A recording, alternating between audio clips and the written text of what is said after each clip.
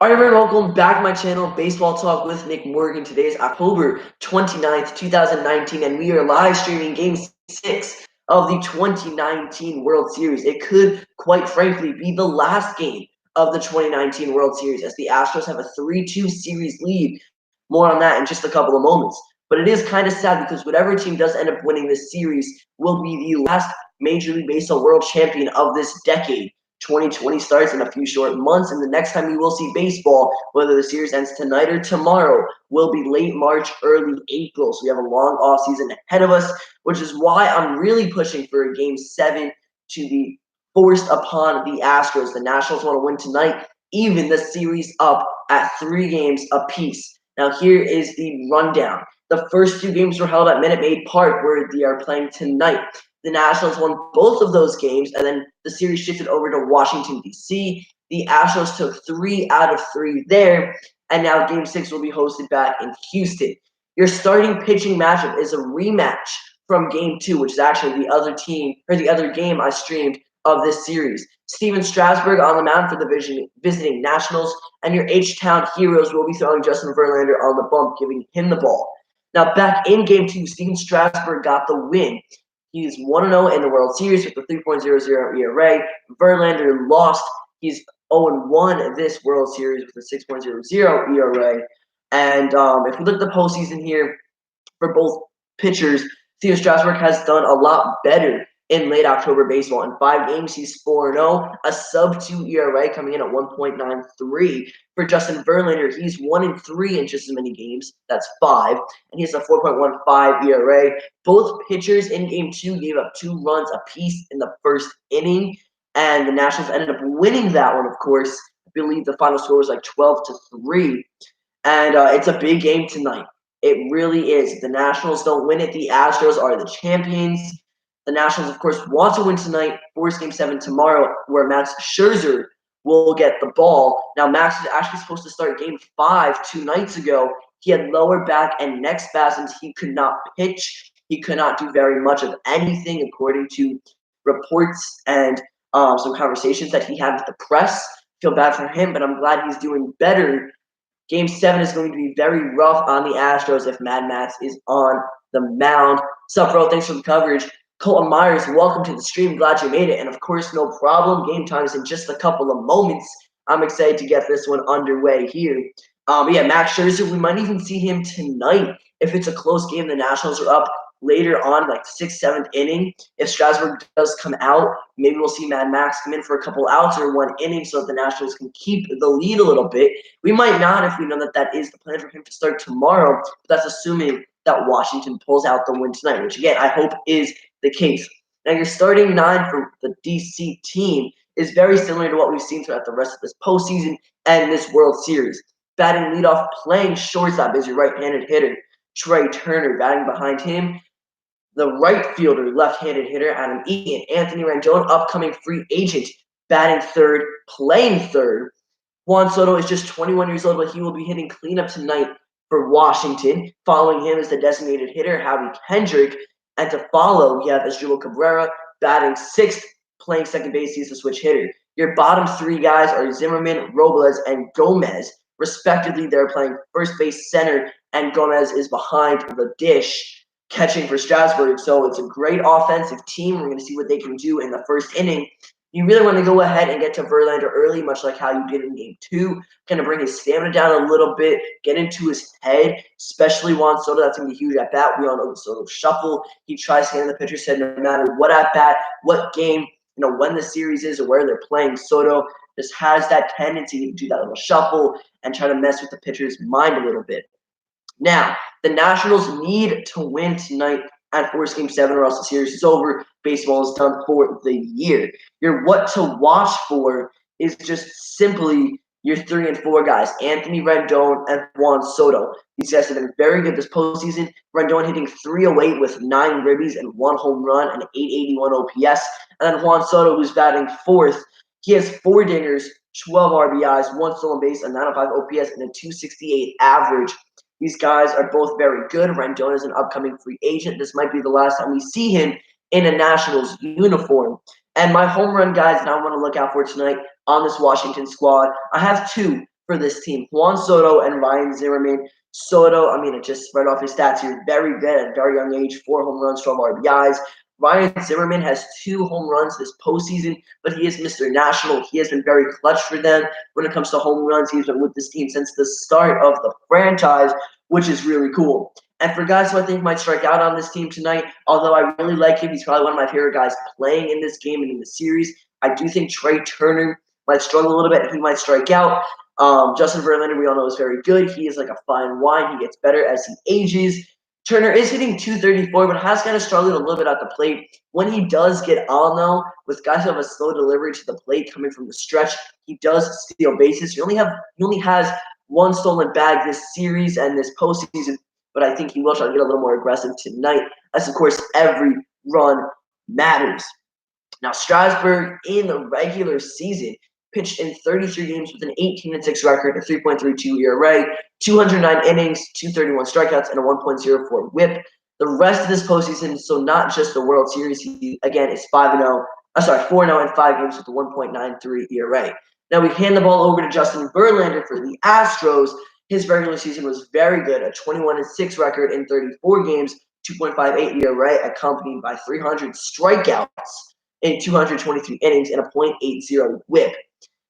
Now, he hasn't done great this postseason, but who's to say that he will not turn things around in one of the most important games of the season in general for this team? Now, fun fact, teams are 0-5 at their home stadium if that continues tonight, and that's in the series, by the way. So the Nationals lost all 3 of their games in Washington. The Astros lost both of their games at Minute Maid Park. And if that trend continues, the Nationals will be your 2019 World Series champions because these final 2 games, these next 2 games, Game 7, if necessary, will be played at Minute Maid Park. So it's going to be a big game. Big matchup, Justin Verlander on the mound. He really wants to go ahead, help his team win their 2nd World Series in 3 years. Of course, they won back in 2017. George Springer was the series MVP, and he is leading it off tonight for the Astros offensively. But without further ado, the first pitch of Game 6, this 2019 World Series, is underway. The delivery is high, 95-mile-per-hour fastball. That will be ball number 1 to your leadoff hitter. Again, Trey Turner. He's the starting shortstop. I really like this guy. He hits for good contact. He does have some power in him as well. He's a speedy guy. He is hitting 136, I believe, this World Series as he fouls that one back. Consecutive fastballs we've now seen from Verlander in these first 2 pitches of the ball game. So 107 pitches in Game 2. He got the loss, 4 runs, 4 earned runs, 3 walks, 6 strikeouts, 7 hits in 6 innings. He did progressively get better as the game went on to an extent. A big wave and a miss from Turner there. So 3 fastballs in a row now. 2 are good for strikes. So Verlander's ahead of the count, 1 and 2. Adam Eaton is playing right field tonight. The left-handed hitter is on deck, no matter what happens in this Trey Turner at bat. Verlander's going to deal outside the off-speed pitch, counting to even at 2 apiece. Eaton and Rendon both due up guaranteed in this top of the first. I'd love to see Juan Soto come up with a couple guys on base or with the bases empty, meaning someone already went yard. Guys, I want to know your game predictions for Game 6 of this World Series. I want to see, of course, the Nationals win it. That's going to be a soft ground ball to third base. Alex Bregman, great play. Oh my goodness, Barahan makes the throw over to first. The umpire says that Turner is out. He thought he was safe. I don't know if we're going to see a review in the first play of the game. Yes, there we go. Davey Martinez is going to signify to the umpires he wants the headsets. I think it was close. Turner might have been safe. He might have beaten out an infield single. He is safe, yeah. So that was a slow-mo replay from a couple camera angles I've seen. He is 100% safe, at least. Unless I'm blind, I think that will be overturned here. Yuli Gurriel playing first base tonight for the Astros. Alex Bregman from across the dime with the strong throw, but not in time, I don't think. Unless the call stands, we're going to have to wait and see. The Nationals are challenging it. They should be successful. And he is safe. It was a very quick challenge. So an infield single to start the game for Trey Turner, and that's what I like to see. That'll bring up Adam Eaton. Now he is hitting 236 this postseason, 1 home run, 7 RBIs, and a 697 OPS. Colton Myers, that was a really good play by Bregman, but Turner is fast. Yes, and that's what I was just mentioning about him as he was stepping up to the plate. I love Turner, and his speed is a great leadoff guy. And if he does get in scoring position with no outs or 1 out, hopefully the Nationals can bring him in early. That was outside, a fastball deemed a strike by the umpire. Now we have to talk about the umpiring and the calls behind the plate this World Series. It has not been great. A lot of people have said that they would prefer robo umpires. Teams in the minor league, independent teams, and the Somerset Patriots have gone to a robo umpiring system, and it seems to be more accurate. But it's really upsetting that we can't get better calls and better umpires for these World Series games. It's a bunt for Adam Eaton. Again, a very close play. Robinson Chirinos will get the ball, make the throw over to first baseman Yuli Gurriel. Adam Eaton is out, but Turner will advance to second, so it's a sac bunt. I wanted to see the replay because it did look very close. He hustled down the line. I think he was out though. Yeah. So let's see. That's going to be a 2-3 sacrifice bunt. And Turner is in scoring position early in this first inning. What is up, Panda Gaming? Welcome to the stream. So yeah, as I was saying, the umpires haven't been great. Robo umpires might be something we see in the future. Hopefully, they are a lot more accurate. There are some very bad umpires in baseball, like Angel Hernandez. I haven't seen him behind the plate for a World Series game. Some of these guys, just they might need glasses with these masks on because they've made some very bad calls. And just the postseason in general, not just this World Series. Brett Gardner had a memorable at bat, not because of what he did production-wise, just because of how bad the strike calls were against him. I love your streams. I come every time. Thank you so much, Meta Gaming. I'm glad you enjoy them. A 1-1 count out. Anthony Rendon's going to foul that one off after taking ball one low and away. So back to score predictions here. Of course, I want the Nationals to win Forest Game 7. I want to see them win the series. I've said it a couple times. Score predictions? I don't know. I'm thinking maybe 7-4 Nationals. I could be way off, but I would love to see 7-4 in the Nats' favor. I think that'd be great. Let me know down below, guys, in this comment section if you guys want to get in here with your score predictions for Game 6. Verlander going to check up on Turner. He's not going anywhere, though. He's back to second. Rendon is hitting 200 this World Series in the postseason as a whole. He's hitting 308 with 1 home run and 9 ribbies to his name, as he has 1 guy in scoring position with 1 away. Brett Gardner call could have been the game. Yeah. I mean, you can't necessarily blame the game on the umpire and their calls, but there have been a lot of instances where it could have been a lot different outcomes. More runs could have scored or something could have happened if the umpires actually used their eyes and made the right call. And again, it is hard in the spur of the moment. I'm sure it's not the easiest thing to do, be an umpire, but I just think that some of these umps are a lot better than that, and they shouldn't be calling pitches way outside and way high as strikes. Anthony Rendon behind in the count 1-2. Verlander going to deliver. Ball in the dirt. Chirinos will keep it in front of him. Does a good job at doing that, actually, and blocking it. So the count is 2 apiece. Robinson Chirinos, you got to talk about him when the Astros come up to hit. He was very good. This World Series, he's coming clutch.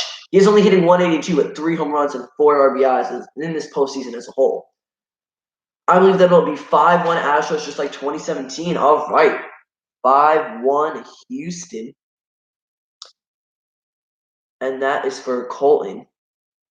Yeah, I really, I think it'd be great if the Astros win again, but I want to see the Nats win it in their first ever World Series appearance. I think that'd be great, and that'd be something amazing for the franchise and the future and history.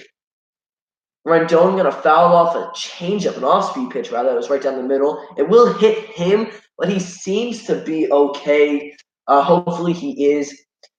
126 RBIs in the regular season for Rendon. He's going to be a free agent, and a lot of teams will pursue him this offseason, especially after his amazing performance, not in the postseason per se only, but the regular season. Again, 126 ribbies. Crazy numbers. I want to see who picks him up. I don't think the Yankees will, but I think it might be a big contending team. Maybe if the Braves don't re-sign Donaldson, they pick up Rendon And then Josh Donaldson is a free agent also, so we'll see where he goes. It'd be cool if Rendon went to another contender team. I wouldn't love to see him go to the Dodgers because the Dodgers are very good to begin with. But that doesn't mean anything. I'm sure they could give him a decent amount of money, maybe not as much as he wants. But again, I'll have to wait and see. As soon as we see who does pick up Rendon, there will be a video on my channel with every other free agency acquisition that comes about this offseason. It's a full count now to Anthony Rendon. On deck is Juan Soto. So very big at bats here. You don't really want to walk Rendon. You don't want to give up a hit of any sort because that probably will bring in a run. And then Soto is still going to come up. You don't want to face him. He's going to plug it the other way in the gap. Anthony Rendon's going to be a base hit. Trey Turner will score. Let's go. The Washington Nationals have a 1-0 lead in the top of the first. Let's go. Anthony Rendon, RBI single. He finds the gap.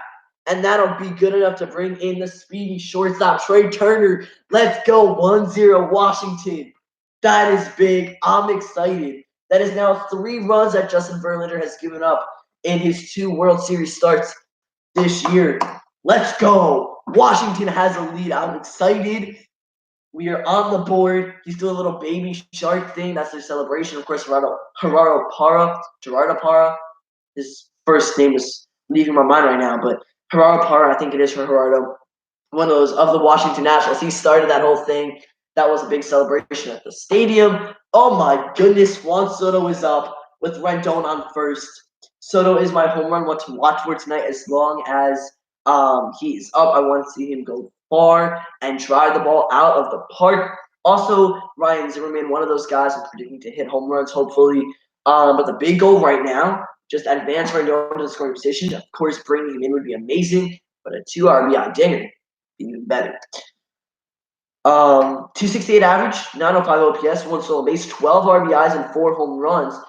That RBI, by the way, from Rendon was his 10th of the postseason, and that is going to be a pop-up to left field. Michael Brinley is there to retire Soto to fly out 7. And now that'll bring up Howie Kendrick, your designated hitter for Washington tonight. As Jubal Cabrera is on deck, he's in the hole, so if Kendrick does get on base, we will see him. Kendrick was big in, I believe, the wild card game in the division series. I think he kind of started to simmer down a little bit in the championship series, and this World Series hasn't been amazing, but he still had some pretty big at-bats. He's hitting 268 in October with 10 RBIs and 1 home run, coming by 698 OPS. He's hitting 222 in the most important series of the season. So there we go. I believe that he will stop the Soto shuffle because of what Zach Greinke did because of it. Yeah, Zach Greinke didn't like it. He threw up and in, didn't hit him. I think Greinke knew what he was doing. He wasn't trying to hit him, but it got very close. It might have scared Soto a little bit. But yeah, that Soto shuffle is definitely a little intimidating for some guys. He said, I was actually watching the interview of why he started doing it the other day. And it was something with like the minor leagues. He started in the lower levels of baseball and professional baseball. He tries to get into the heads of his opposing pitchers, and hopefully they throw a bad pitch, he'd get a hold of one or whatever, and help his team out of it. So he brought that up to the major league level. He said he might stop. He's not sure yet. But yeah, he definitely might be a little scared, a little rattled after that Zach Greinke pitch came a little too close. Kendrick gonna pop it up into shallow outfield. Altuve, the second baseman, will make it back there to make the catch. It's a P4, and that's going to end the inning, but not before Anthony Rendon gets an RBI single, bringing in shortstop Trey Turner. So there you go. 1 run on 2 hits. Now, if the Nationals didn't go ahead and challenge that play, Turner would not have been on the bases for the Rendon single, and it would be a scoreless game so far. But the Nationals did just what I wanted them to do early on. I said it before the game started. They need to get to Verlander in the early innings. They've already scored 1 run. Hopefully they can do some more damage before Verlander comes out, because the bullpen has been very good for Houston. H-Town's bullpen is very nice. Of course, in a safe situation, Roberto Osuna is locked down a lot of the times. He's very good. And yeah, the lineup's going to turn over here. And we have the Astros coming up in the bottom of the first. George Springer will be leading it off. He was the 2017 World Series MVP, of course, as the Astros won it that year. So George Springer will be batting first, playing center field. Following him, Jose Altuve had some big at-bats in the championship series. He's been doing great, hitting .353 with 5 dingers, 8 RBIs this postseason. Batting third, hitting left-handed, playing left field, Michael Brantley. Then Alex Bregman will be hitting cleanup tonight, playing third base. Yuli Gurriel is at first base, batting fifth, and Jordan Alvarez, your AL Rookie of the Year, I'm assuming, is your DH. He's batting sixth tonight. Your lower three guys, Correa, Chirinos, and Reddick. Carlos Correa starting at shortstop. Robinson Chirinos will be behind the plate catching for Verlander, and Josh Reddick is your right fielder. So we're going to get into my what to watch for is right now for this Houston Astros offensive team. Now, for me, it's don't let the averages get to you and don't let them fool you at all. Carlos Correa is hitting 167. That's about 1 for 6, roughly. Robinson Chirinos is hitting 182, and George Springer is hitting 200 this World Series. Springer, 4 home runs, 8 RBIs, 3 stolen bases. Correa, 3 home runs, 8 RBIs, 1 stolen base. Chirinos, 3 home runs, 4 RBIs, and 755 OPS. They're still putting up good numbers, even though their averages aren't the best. But you can't assume that just because Chirinos is the number 8 guy in the order hitting 182 that he's going to go down easily. Same thing with Correa. And you know dang well that Springer is going to do everything he can to hit the ball as hard as he can, as he should. But yeah, don't let the averages get to you. If you're Steven Strasburg, you've been very good this postseason. Again, 4-0 in 5 games, a sub 2.00 ERA. You've had a good regular season as well. You're looking solid with the Nationals, and they trust you here in Game 6 to hand you over the ball. So you want to go ahead and attack these guys as much as possible. And with that being said, George Springer is stepping up into the box. He's actually my home run what to watch for. If anyone hits a home run tonight for the Astros, I'm predicting it will be Springer, who is 6 for 19 this postseason. And yeah, Springer's my home run what to watch for. My strikeout what to watch for is the rookie Jordan Alvarez. He's hitting 250 in October, which is not bad at all. And George Springer, first pitch he sees, an extra base hit off the left field wall. That'll be good for a double. As I said, he's going to hit it hard every at-bat he can. And it's a leadoff double. The first pitch, Strasburg delivers. That's not great. If you're Steven right now, you don't want to see that, especially after you do have a comfortable, not necessarily comfortable, but you do have a 1-0 lead in the game. Altuve's up now. The second baseman has done big things as a little guy, hitting .353, 5 home runs, 8 RBIs, 2 stolen bases. Yeah, I wouldn't put a pass in here. I don't think he's going to bunt, but I do think he will try to advance the runner in every way possible. 13 extra base hits in his World Series career. That's the most all-time by a leadoff hitter. Those stats belong to George Springer. I believe he also has the most home runs or tied for the most home runs in the Astros organization when it comes to the postseason, which is great, as well as extra base hits, total bases, things like that. I saw some statistics the other day. But I really love Springer, and a passed ball, the first pitch Altuve sees, will advance him to third. I like Springer a lot. He's one of my favorite Astros on this team. But I don't want him to tie this game up. I want to see the Nationals win. No offense to the Astros or Springer at all. But I really want to see the H-Town Heroes lose tonight. Okay, I'm sorry. But I want to see Game 7. It's going to be a great series either way. I thought it would be over already. My prediction was the Astros taking in 5 games. I was clearly wrong. I'm glad the Nationals are proving me wrong. But now Steven Strasburg thrown 2 pitches. One resulted in an extra base hit. The other was a wild pitch that brought Springer from second to third. Altuve ahead of the count now, as that one's going to miss 2-0. So Strasburg, you got to take a deep breath here, kid. Not kid. I mean, he is a lot older than me. But you need to take a deep breath here and maybe step off the mound, do something. You have the tying run on third in the first inning. No outs. Altuve, Brantley, Bregman, all due up.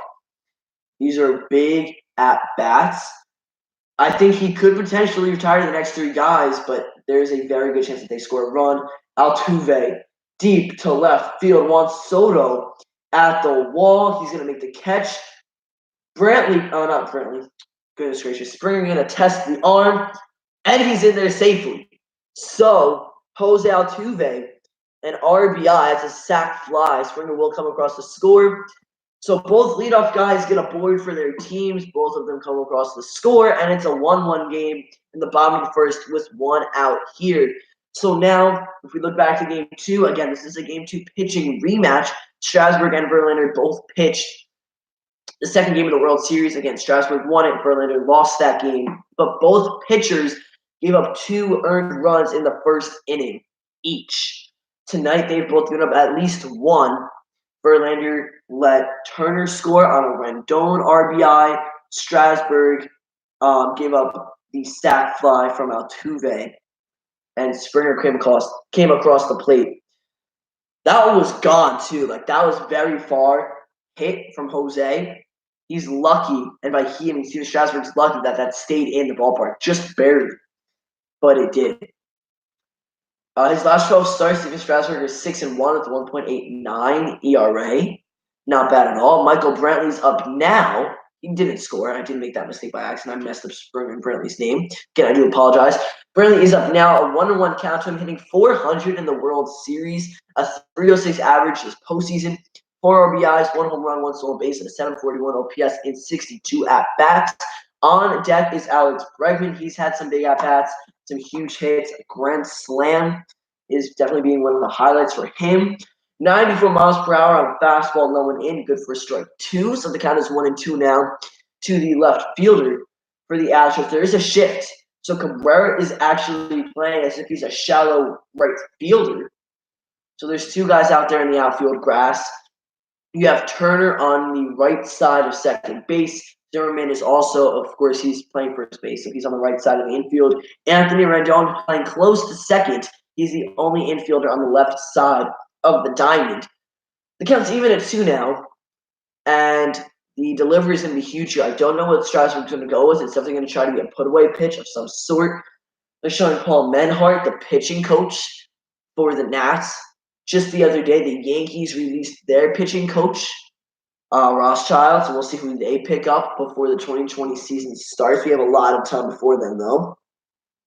The 2-2 delivery. Strike 3. Wow. I'm happy that's a strikeout, but that was way outside, and that gets me back to my point I mentioned in the top of the first. These umpires have been pretty bad with some of these calls. That did not hit a part of the zone, really. I mean, that was outside the entire time from the moment it left Strasburg's hand to the moment it hit Gomez's glove. If you're Brantley, there's a reason for you to be disappointed right there because that was not strike 3. But it is going to be a strikeout. 2 outs now for Strasburg. He has 9 pitches. He's facing Alex Bregman. My strikeout one to watch for is Jordan Alvarez. He is batting 6th tonight. But Brantley will be the first guy to go down via strikes this evening. Strasburg and fastball low and away. Good for ball 1 against Bregman. A 182 average this World Series. And again, that brings me back to the point. Don't let the averages fool you. He's hitting 228 in October. 182 this series. But this entire postseason, 3 home runs, 11 RBIs, 1 stolen base, an 801 OPS, and 57 at-bats. What is your opinion on all of the analytics with the shift? That's actually a very good question. I might talk about this over the offseason. I did like a video on it. But I think that if it works for you and if your strategist comes up with it and you end up getting the guy to roll over into the shift or whatever, you don't even need it, that's great. I do think it's risky, though, and I think some guys could take advantage of it a little bit more. Like right there with Brantley, he's a left-handed hitter. 3 guys on the right side of the diamond on the infield because, of course, he has a tendency of putting it down the first base line. Bregman, hold on. That's deep. That's far. That's gone. Alex Bregman, a go-ahead home run. It's a solo shot, his 4th of the postseason. Steven Strasburg gives up 2 runs in both of his World Series starts in the first inning. That was long and far and gone. A solo shot from the third baseman, Alex Bregman. Bregman's another guy I really like, just in this situation. I would have loved if he didn't do that. Again, I want Washington to come out on top tonight. Um, Great hit though. It was left over the heart of the plate. Bregman got all of it. He's running with the bat in his hand until he reaches the first base coach, and then he hands it off to his first base coach. And right there, Bregman's going to give the Astros a 2-1 lead in the bottom of the first. But back to Colton. Apologies. Back to what Colton was saying. What is your opinion on the shift? Wait a second. Is that back-to-back shots? No, Juan Soto at the wall. He's going to make the catch. Gurriel drives the first pitch he sees to the at-bat. Oh, my goodness. I'm sorry, Colton. They keep interrupting you rudely. These Astros offensive guys. They score 2 runs on 2 hits. Altuve had a sac fly, bringing in George Springer. Alex Bregman then hit a solo shot. It's 2-1 Astros as we go to the top of the second. But back to the shift, and we're going to commercial break now, so I know I won't be interrupted. I think some guys can be a little more diligent with their at-bats in that situation. They could bunt down the opposite way. Even if they don't have the best speed, they can try to get it in the gap far enough where they can get to first base safely. If not, I mean, I guess that's not the go-ahead for everyone. Guys like Brantley might not be the fastest. I think Joey Gallo might have a shift against him a lot of the time. He might not be able to get a bunt down and be safe, but it's just that kind of thing. It's used a lot now in modern day baseball. Teams find that it is successful most of the time. When it does fail, though, it hurts big time. Usually results in at least a double.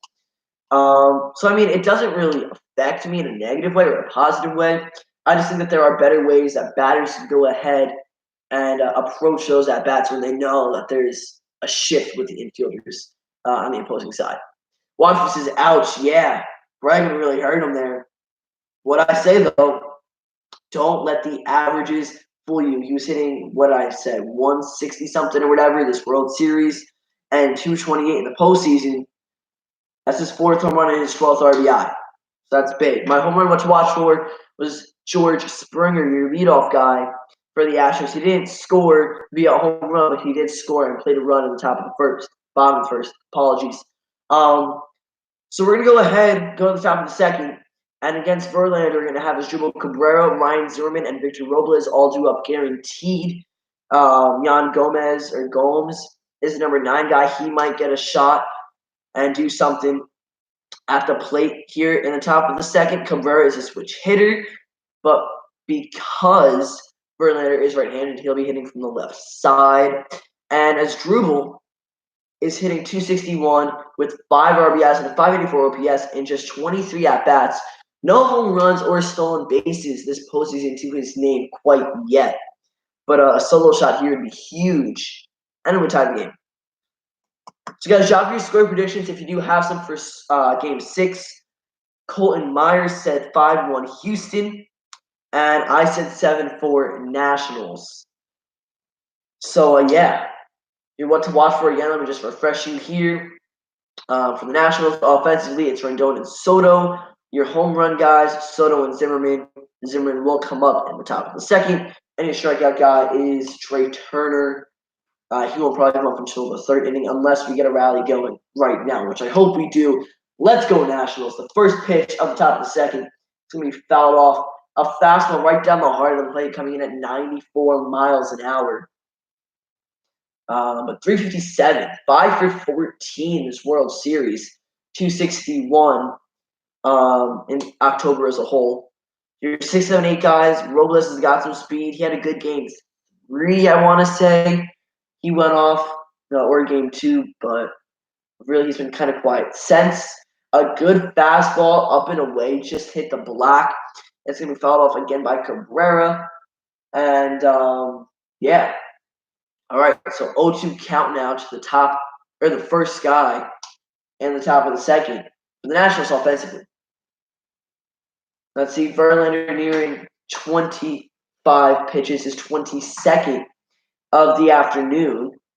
Inside, almost clips his arm. And that's going to be ball 1. So Zimmerman is Mr. Washington National himself. I talked about it in the Game 1 World Series recap on the channel. He's hit a lot of clutch home runs for them, just big home runs. In the franchise, he was the first ever draft pick. Of course, the Nationals are the newer version of the Expos. The Montreal Expos were not a team anymore. The Nationals formed and have been in the league ever since. That's going to be a strikeout swinging for his Drupal. And the top of the second is officially underway. Verlander has pitched 1 1/3 innings of baseball, and that is going to bring up the first baseman, Ryan Zimmerman. He's hitting 265, 2 home runs, 7 RBIs, 757 OPS in 49 at-bats, hitting 222 this World Series, which is 4 for 18. Not terrible. That one's going to be an off-speed pitch hitting the black low and away. Good for strike one. Team strike one by the umpire.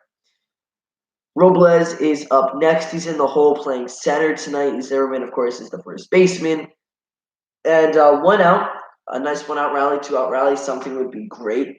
Zimmerman had a home run. I think it was game 1, but I could be wrong, of the World Series. If it wasn't game 1, it was definitely game 2.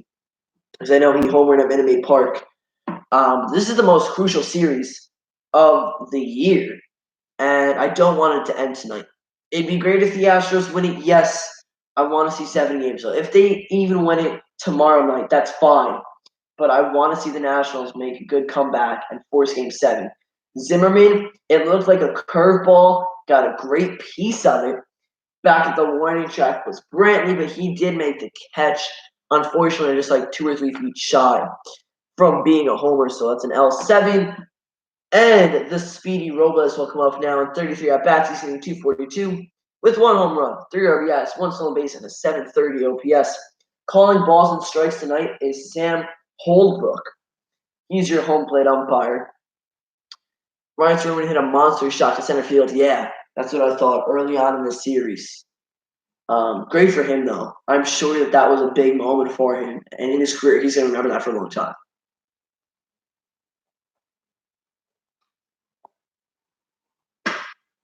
The first pitch, this at-bat to Robles is high for ball 1. 95 miles per hour. You've seen Verlander with his fastball usage a lot tonight. And that's something you want to take into consideration in these later innings. Back-to-back fastballs now. They're both going to miss high. So I wonder if Verlander's going to change the sights a little bit here and go with an off-speed pitch down in the zone, try to bury it maybe in the dirt. That might be something he opts to now in the situation. Robles is in a hitter's count here. Great spot, 2-0. So you think maybe a fastball down the middle. It's another fastball high, but Robles swings, and I think he missed it. A wave and a miss. I couldn't tell. It was very close to the bat. It might have been foul tip, but I don't think it was. Here we go. Yeah, he was just late on it. A little under and just late. But 3 fastballs up in the zone, all technically would have been balls if Robles didn't swing. And that's a 4th one. So 4 fastballs, none of them hit the zone. Robles is going to swing at that one. So top of the second, 2 outs, 2-2 count now to Robles. 95, 95, 95, and 94 miles an hour for JV. His 31st pitch of the evening will strike out Robles, 96 miles an hour, another fastball. So he simply just blew fastballs by the center fielder that at bat. That kind of showed his dominance and how good he is. Verlander finished with exactly 300 strikeouts in the regular season. He only pitched in 223 innings. So that's a lot of multi-strikeout innings. Multi-strikeout innings for Verlander. This guy's just really good. Very, very good. I like him a lot. If he was with the Yankees, I'd like him even more. If he let the Nationals win, I'd like him even more than that. Surprisingly, because the Yankees are my favorite team, and we'd really benefit from JV being with us. So, no runs and no hits for the Nationals at the top of the second. Yan Gomes will start the top of the third for them offensively, but we're going to have to go ahead and switch and see how the Astros do first in the bottom of the second. Jordan Alvarez, Carlos Correa, Robinson Chirinos all do up. That's 6, 7, 8. Alvarez is your DH. Correa is your starting shortstop. Chirinos is your backstop tonight. What is the loudest MLB game you have been to? Let's see. I'm trying to think like fan-wise and crowd and everything. I was at a Yankees game in 2014, my first ever Yankees game. It was late August, actually one of Jeter's last home games, not his very last, but one of Jeter's last home games. I was in left field, got to watch really good seats. We had the ability to see everything. It was great. We saw the entire stadium. Um, it was pretty crazy then because, of course, everyone was chanting Jeter's name and they were going crazy as they should have. But maybe I might have to date back to August of this year. I vlogged this game. I went to Baltimore, watched the Orioles take on the Astros actually, and Rio Ruiz, a walk-off home run. The Orioles won it. Justin Verlander was the one who lost that game, actually. I think he gave up like 6 runs to the Orioles offense, something like that. But yeah, the stadium was going crazy. So that might be one of the loudest I've been to. If not, probably a Mets and Phillies game. I think I've seen the Mets and Phillies play each other 3 times.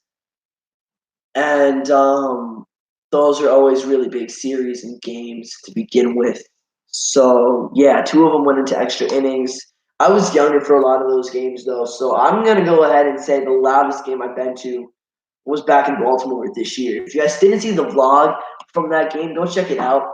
It is on the channel from again a couple months ago, back in August when I went.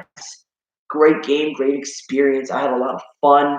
I'd love to go back there again one day. Camden Yards, amazing, amazing stadium and a pretty cool atmosphere as well. So here we go. The bottom of the second, Jordan Alvarez stepping into the box. He's hitting 545 in the World Series, 6 for 11, but only 1 home run and 2 RBIs. He's my strikeout one to watch for tonight for the Astros offensively. Hitting 250 this postseason, but again, 545 this World Series. I actually didn't even know that he was doing that well at the plate this series because we haven't seen a lot of his name come up. Like I'm assuming it's really like singles and extra base hits now, not really home runs of the sort. But a backdoor slider is good for strike one. And now the delivery, Alvarez, the ball's in on the hands, 94 mile per hour fastball. He's going to hit it into the shift, which I was talking about earlier. But second baseman is Jubal Cabrera is there, and he's going to make the throw over to your first baseman, Ryan Zimmerman. So that's a 4-3 putout. 2 pitches into the bottom of the second for Steven Strasburg. So Correa up now. Carlos Correa hitting 167. Again, that's roughly 1 for 6 overall in October. 3 home runs, 8 RBIs, 1 stolen base. But don't let the average fool you. He's very good at what he does. And 1 pitch could easily increase his numbers home run wise and RBI wise if he gets a hold of one. He's hitting 158 in the World Series, 167 in the postseason as a whole, so he's actually doing worse this series.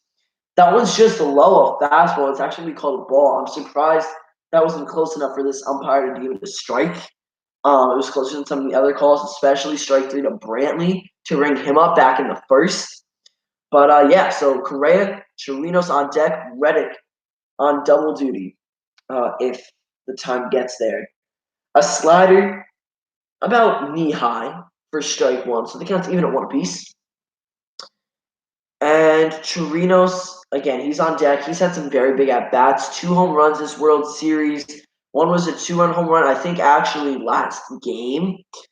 And he's only got 4 RBIs in the postseason, so this has been a very big set for his numbers at the dish. That's going to be a ground ball to Anthony Rendon. Rendon will make the play easily over to Zimmerman. Good throw. And then you got 2 outs, 2 quick outs for Strasburg, which is what you want. You gave up 2 runs in the first, but as long as you go the next 3 or 4 innings, at least, hopefully all of scoreless baseball, that would be great. You know, I'm not asking him to necessarily go no hits for the next several innings, but if he can hold the Astros to just 2 runs, that is ideal, 100%. The Astros have a 1-run lead right now, 2-1 in the bottom of the second with 2 outs. The number 8 guy, Robinson Chirinos, is your catcher tonight starting. Again, 182 average, 3 home runs, 4 RBIs. Ball 1 to the catcher just outside. All right, let's go ahead and see.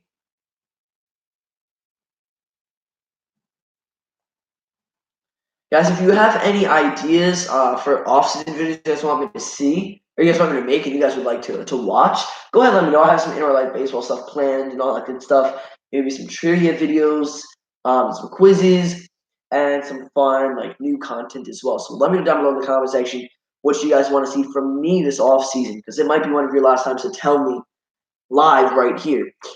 And Chirinos is going to roll over to the shortstop. It's a 6-3 putout. So 3 ground balls were produced from Steven Strasburg's pitches.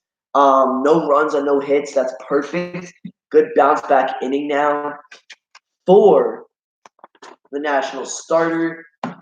And now we're going to have Yan Gomes, Trey Turner, and Adam Eaton up in the third. Gomes is your starting catcher tonight. Of course, Trey Turner scored back in the first inning on a single, and Adam Eaton is 0 for 0 with a sacrifice bunt, which advanced Turner into scoring position. So, really big right now. I mean, nothing crazy. Alex Bregman is the player of the game so far because of his solo home run, at least I would say. Who is going to be the World Series MVP? Well, if the Astros win it tonight, maybe it is Bregman. In all honesty, big grand slam, solo home run tonight, and that might even be the deciding factor as we get later into the game. If the Astros only win it by 1, that's a big home run right there. Altuve also did very good. MVP of the World Series predictions. Let me know right now in the comment section. I'm going to continue to ask this question as we get further into the stream as well. But I'm interested to see what you guys think. If the Nationals do win Game 6 and 7, who will it be for them? That's the big question. But at the moment, the Astros have the upper hand, 3-2 in the set, 2-1 lead right now, run-wise. And it's going to be big. You're already almost a third away through the game.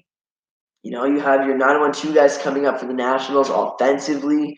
Turner needs to get on base again. We need to see more of his speed being displayed. We want to see Adam Eaton get a hit, unless he does want to advance Turner to scoring position again with another bunch, although I see that very unlikely. In all honesty, you want to get Turner, Rendon, and Soto up all in the same inning. So for that to be possible right now in the third inning, Gomez is going to have to get on base. I mean, he can get out, but that doesn't leave a lot of wiggle room. Just because if Trey Turner is on either of the bases, and at least somewhere on the base paths, Eaton's pretty good, but Rendon will give you a hard time.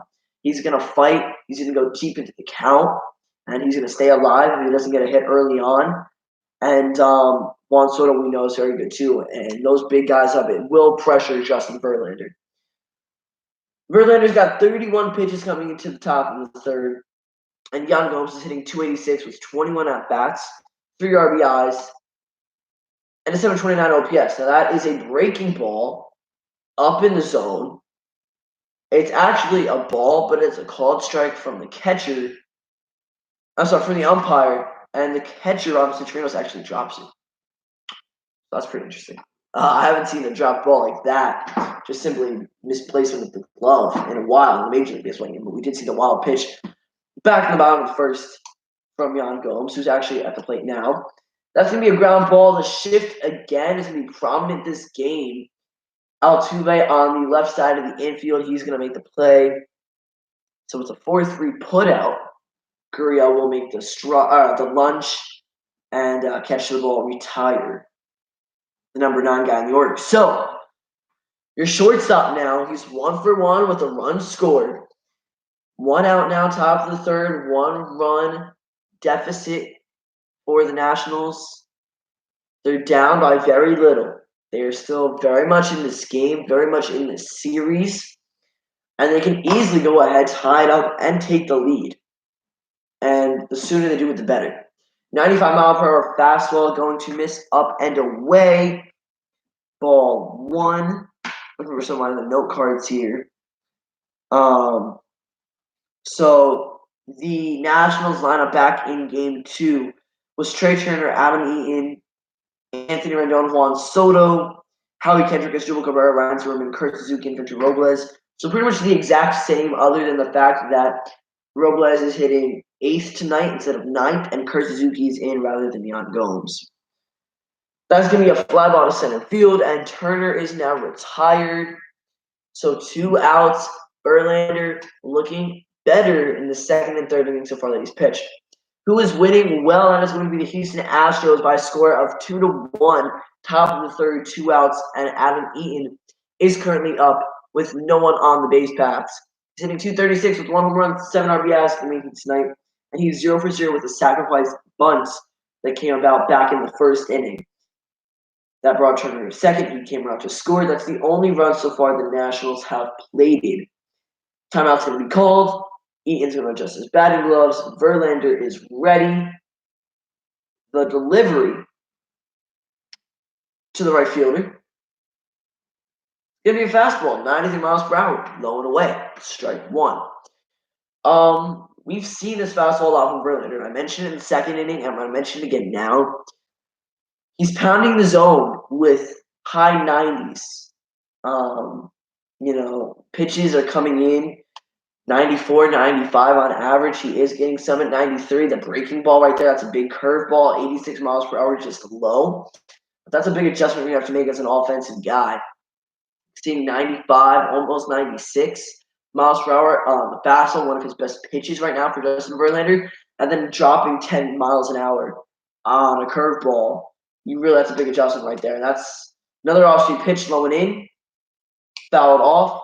The count is 1-2 now. 2 outs. So Rendon is on base. Not on base. Rendon is on deck. Soto. Soto will be coming as well if Rendon gets on the base. If not, you would realistically generally want to start with Rendon in top of the fourth. So Eaton would probably get out here. You'd be okay with that because 2 power hitters to start off the next inning. Eaton going to foul another one off. That one's low and in. Low, and when I say low, I mean very low. Not even really close to the zone. He's protecting the plate, and that's his job right now. He wants to get a hit and prevent a strikeout in any way, shape, or form. The 1-2 payoff pitch again. Verlander's 40th pitch of the night will be coming right here in just about 3 innings. Curveball in the dirt, 80 miles an hour. The count's even at 2 balls, 2 strikes. Verlander, I think, honestly, will go 6 innings, no more. That's what he went back in Game 2, and he's looking good now. But you can't overexhaust him and use him too much to where he gets tired and the Nationals take the lead off of it. Unless they're already winning by the 6th inning, then Verlander might come out even earlier. Good call by the umpire, up and away, 96 miles an hour. The count is full. He called Brantley out. He struck him out on a very similar pitch, the umpire. So the fact that that was the ball just shows the inconsistency that we've seen pretty much this entire series and the entire postseason. Ball 4. Adam Eaton's going to work a walk. So 2 outs, and the Nationals have someone on base for Anthony Rendon. So Eaton's going to continue to go 0 for 0 going into his next at-bat as he's got a sac bunt, then a walk now to his name. Anthony Rendon, an RBI single back in the first inning. The only RBI that the Nationals have tonight, and that was his 10th ribby of this postseason. This is big. I feel like every at-bat Rendon has, he's just making more money for himself and asking for a little bit more from whoever's going to pick him up as he becomes a free agent, because I don't know if the Nationals will re-sign him. I'm pretty sure they were saying he was offered like 7 years, $260 million, or somewhere in that ballpark. At least that's what I thought I heard. I could be wrong, but I'm pretty confident with what I remember.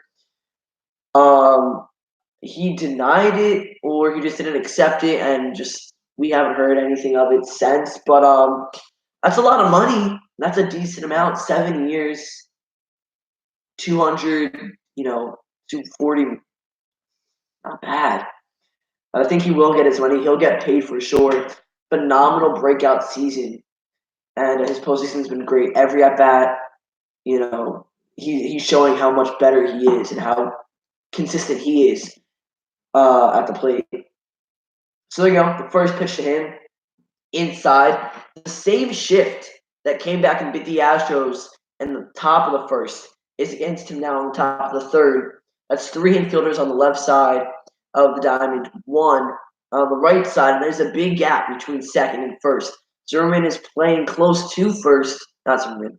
That's the Nationals first baseman. Yuli Gurriel is playing, actually standing on first because he's holding on the base runner Adam Eaton. So as long as you get anything to the right side of the infield, that's another hit. And that'll probably get Eaton from first to third. It's a 1-1 count now. Rendon's 1 for 1, 2 outs, 1 runner on, 1-2 game, top of the third, Juan Soto on deck. Rendon looking for his second home run of the postseason. If Juan Soto does come up, he'll be looking for his 5th home run, 13th RBI, maybe even more if he can bring in more than one, assuming he does come in here in the top of the third. 44 pitches for Verlander. He seems to be doing okay, though. He did issue a 2-out walk to Eaton. That's why this inning has continued still offensively for this DC team. But I don't know. We're just have to kind of wait it out a little bit. It's a 1-2 fastball. Or it's a fastball up and away that Rendon fell back to make the count 1-2. This fastball has been pounded pitch after pitch. I'm going to keep bringing it up because I think it's important. We're getting new viewers in the stream every couple minutes here. Verlander is using this pitch a lot, and if I could have calculated and kept track, I would have. I want to know what the percentage is of his fastballs compared to his breaking balls, and especially his curveball tonight. He's used his curveball a bit. I think his changeup he's used 2 or 3 times at most. 2-2. That's going to miss. Changeup, 88 miles an hour, low and away. 2-2 count, 2 outs. On deck is the 21-year-old. I'm excited. This is a big at-bat, big opportunity. I want to see a 2-run dinger here. I also just want to see Rendon get on base and Soto come in clutch again. But, yeah. Verlander's a great pitcher. The Nationals have a great offense. For the second attempt of this little portion of the game, Verlander's going to try to pick off Adam Eaton. Both times he saved. The first time was a little closer. I do believe Adam Eaton was almost picked off successfully. That would have been a shame. Honestly, working the wall with 2 outs and then out at first on the pickoff move. But the 2-2 payoff here from Verlander. 96 miles an hour on the black. It was good. It was a good pitch, but fouled off by the very good third baseman. So here we are. The count is going to remain 2-2. The at-bat is going to continue. A lot going on right now. I'm nervous for the Nationals. I want them to win. I'm trying not to be biased in these games, but as a baseball fan, I just have to express my emotions and my feelings when I'm thinking. Everyone who is in the stream right now, let me know who you guys want to win tonight's game and, of course, the series. High fastball, 95 miles an hour out of play again. The count's going to remain 2-2, and I don't know how many pitches have been in this at-bat, but it's been probably at least 7. And that would have been ball 3 if Rendon left him alone, but he's protecting, again, as he should. That's his job. That's what he's trying to do. He doesn't want to get struck out, and honestly, he's probably better off that he swung at that, because if he didn't, that could have been a call strike 3. And a very bad call it would have been, if that's the case. Both teams are 84 and 43 since before May 24th, or since after May 24th. I phrased that wrong. I messed up what I said, so I'm going to repeat that. After May 24th, since that date, 5/24/2019, both teams have 84 wins and 43 losses. I believe that does include the postseason. So I'm getting the demographic on the screen, just what I wanted. Exactly 7 pitches is at bat. It's a full count to the third baseman. 2 outs, top of the third inning, 1 runner on base. Let's see what the payoff pitch will be from JV. He looks over at Eaton. The delivery, fastball 96 miles per hour, pitch number 8 is gone. We're moving to pitch number 9. Counts remain full. You're an hour into the stream. Let's go. Thank you to everyone who's been here the entire hour. I know there's been a couple of you. You guys are awesome. I want to take this moment to actually just kind of shout out everyone watching who's subscribed, who's not subscribed. If you aren't, by the way, now would be a great time to hit that red subscribe button because a lot of great off-season content is coming on the channel. It's on its way. I have some great ideas and some great plans for you guys. We're also trying to hit 1,000 subs by the start of the 2020 regular season. If we can hit it by 2020, that'd be great too. So I'm setting big goals here. So again, if you haven't already subscribed to SH, please do so. But I do want to thank everyone who's joined the stream at any point today and has watched any of my videos, left a comment, or has just watched something. I appreciate you guys all so much. I would not be where I am today without you guys. And the pitch is going to be probably a fastball because that's what we've seen the most from Verlander today. But the at-bat will continue. Rendon works the walk. Adam Eaton was taking off for second on the full count, but back-to-back walks now. Rendon, a very long at-bat. I lost track again. I'm sure 11, 12 pitches probably for him. And there you have it. Back-to-back walks on 2 outs from Verlander, and Juan Soto comes up. So what I said, before Rendon made his way into the box, it actually might have been while Trey Turner was up. I said, you want to get Rendon and Soto up in the same inning because both are big power guys, big threats, hitting-wise. And if Rendon can get a nice gapper, there's a potential for 2 RBIs on that. He should at least tie the game. There we go. I love this. The Soto shuffle will probably be in full effect right now. 95 miles per hour just outside. Soto fouls it back. He's like, yeah. He sticks his tongue out. Yeah, I see it. All right, I'm ready for it. Give me another one. I'm ready to hit it out. Honestly, I kind of like the Soto shuffle. I'm sure if I was the pitcher, I would think differently. But let the kids play. That's the motto of baseball. It's a little slogan that we have. I think that's amazing. Let them have bat flips. Let the pitchers celebrate when they get big outs and strikeouts. This is what baseball's for. A lot of these guys probably started playing baseball as a kid and they're used to celebrating. Let them continue that at a major league level, at a professional level. The curveball's going to miss outside, 79 miles an hour, and we do see the Soto shuffle. Very happy there. The Nationals with runners in scoring position are 7 for 21 in games 1 and 2, but 1 for 21 in games 3 and 5, or 3 through 5. So they're not doing great with guys at second and third base, but they are 1 for 1 tonight. And that's big because that's the only one so far. The 1-1 count to Soto. Curveball again. 1-2 count. 2 curveballs. Very good locations in the zone for your hitter. I'm sure he probably wants those back because now he's probably going to get pounded with the fastball.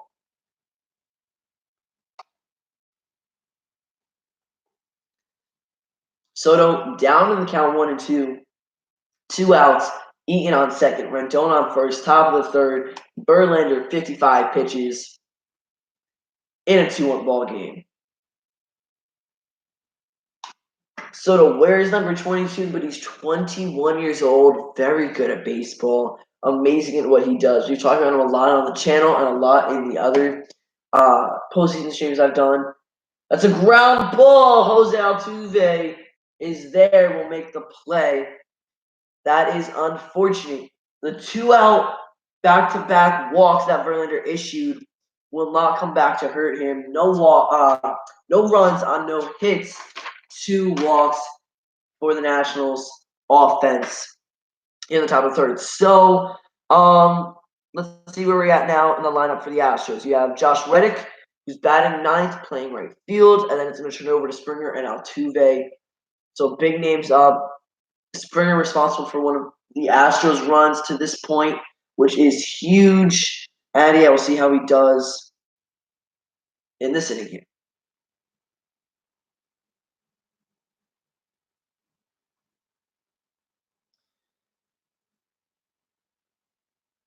All right. So game 7 if necessary, is tomorrow. I want it to be necessary. And I would be able to stream it tomorrow if we have it. So if you guys want to see how to stream, hope for game 7. No matter what happens tomorrow, probably will be a sad day because it'll either be the last game of the season or the Astros would have won, and I want the Nationals to win. But yeah, day before Halloween, that's really cool. Speaking of Halloween, there was a football player. I don't really know much about football, so I don't know what team he's on. I don't remember his name, but he dressed up as Aaron Judge, and I guess his friend or maybe even another football player. I don't know. He dressed up as Jose Altuve. They went to a baseball field and they reenacted a really great picture of Judge and Altuve. Looks really cool. It's awesome. Great costume.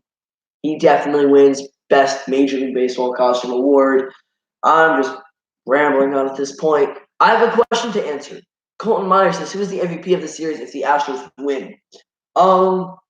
Let me see. I'm thinking maybe Alex Bregman. He's had some big at bats. Offensively, I think it would be. I don't think it'd be a pitcher.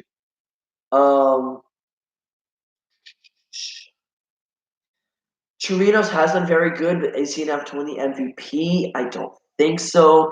Josh Reddick hasn't done much. I'm going to kind of go through process of elimination here. I don't think it's going to be Reddick. Chirinos.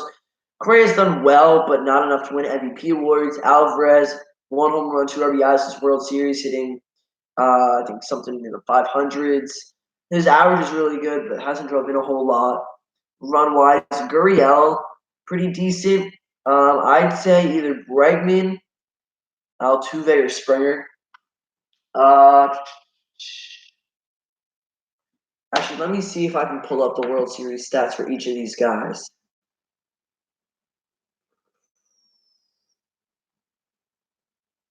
Where is he? Looking for George Springer. I want to see just the World Series stats if I can get that. So, last 7 games. I know there's a way to do splits on here. There we go, splits.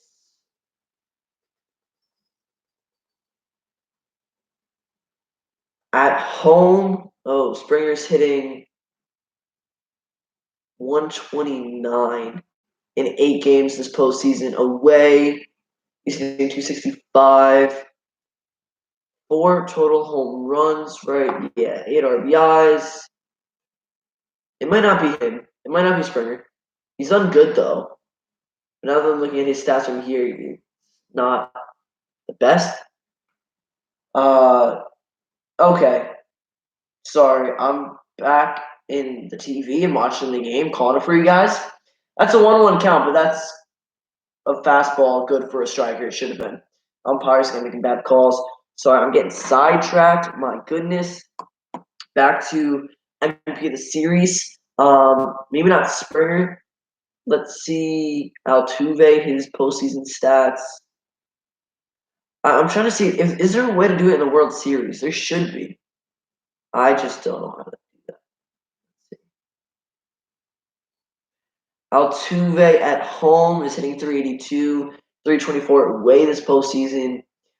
5 home runs, 8 RBIs. I'm gonna go Bregman probably. I think Alex Bregman might win it, unless they give it to a pitcher. But yeah, I like Bregman for MVP. Let me know who you guys think is gonna win the World Series MVP title for the Astros if they win today. If the Nationals win it, I want to hear what you guys think is going to, or who you think is going to hold with the title for the Nats. Even if they don't win, who do you think was the most valuable player in the series for the Nationals? So as I was kind of going back and forth looking at stats, talking to you guys, not really watching the game, but as I'm kind of figuring out what's going on here, filling in the blanks, it's a 2-2 count to Reddick. He's going to foul that one off. Again, he's number 9 batter. The lineup will turn over in just a moment when Springer comes up. He is the leadoff guy, and he'll have another opportunity in tonight's game. Strasburg's payoff pitch to the number 9 guy. Swing and a miss, got it in the dirt. Looked like maybe I couldn't tell. Probably a changeup. He buried it though, nice and low. His second strikeout of the night. Actually, we've only seen 3 strikeouts this game. 2 of them have come from Strasburg. 1 belongs to Verlander. Neither of those guys, though, are on my strikeout to watch for list. I have Turner for the Nationals, Alvarez for the Astros, and now George Springer is up. So I'm talking about how he's done very good this postseason. Will he win the World Series MVP? I don't know. I would love him to. I really like Springer, and that would mean he wins in 2017 and 2019. But Bregman's a phenomenal addition. What's up, Matt? Welcome to the stream. Astros currently winning 2-1 in the bottom of the third, and the first pitch to Springer is good for a called strike one. He has 7 home runs from the leadoff spot, which is the most in World Series history. 5 straight games with a home run in the World Series. That's a Major League Baseball record that dates back to 2017. So the last 4 games in 2017, and then the first game of the 2019 World Series, he had a home run in all of them, which is kind of crazy. Very clutch. I like Springer a lot. Very great player. Amazing off the field too. He does things for kids, I think. He used to have a stutter in his speak growing up, and now he's kind of faced that a lot more. He's done a lot better of getting under control, and he helps kids out now that suffer from the same thing, which I think is great. So George Springer, amazing guy, again, on and off the field. He does have himself in a 1-2 count, though, right now. Strasburg has looked pretty good. Other than giving up the first inning 2 runs, he's looked, like, solid. Check swing from Springer. First base ump says he doesn't go around. That's questionable. Counts tied at 2 apiece. Strasburg's thrown 30 pitches so far tonight. But yeah, I mean, not bad. The home run against Bregman really killed him. The first pitch, actually, the entire first inning. If he could scratch that, it'd be 1-0 ball game. First pitch to Springer was a double. First pitch of the game that he threw resulted in an extra base hit. And then the next one was a wild pitch that brought Springer to third. He advanced. Altuve ended up getting a set fly, but it wouldn't have mattered because he would have scored on the Bregman home run anyway. But yeah, I think that was just bad location. And he just missed his spot because it was like right over the heart of the plate. It's a full count now to the leadoff guy. Springer again, 1 for 1 on the night. On deck, Jose Altuve, 1 man retired here in the bottom of the third. So guys, the goal for tonight is 5 innings worth of the stream and worth of the game. I'd love to have live and play-by-play with you guys. So long battle is going to conclude. It's going to be in Strasburg's upper hand. Springer, the 5-3 ground out. And he's retired now, bringing up Jose Altuve. I wish I got to stream more postseason stuff. We did a Cardinals-Braves game, Yankees-Astros, 2 World Series games. I think we also did the AL Wilds card. If not, I was definitely planning on it, but I'm drawing a blank right now. Yeah, I'm happy though. This season didn't end up like I wanted it to. Of course, I wanted to see the Yankees win it all. They were eliminated by the Astros, who are very close to winning it all. Astros are a good team. They've been the past couple of years. The Yankees, they need starting pitching. And that brings me to Garrett Cole and this whole conversation. Garrett Cole was phenomenal. This year is definitely a career year for him. He's amazing on the rubber. The Astros really benefited from him. Guy is just great. I'm sure you guys have all seen him pitch. But he's a free agent. And he's going somewhere. 1-1 catch Altuve, that's way in. I guess to try to back him off the plate a little bit. But Garrett Cole supposedly is rumored to move out west. His teammates think he's going to go to a team like the Dodgers, the Angels, the Padres, whatever.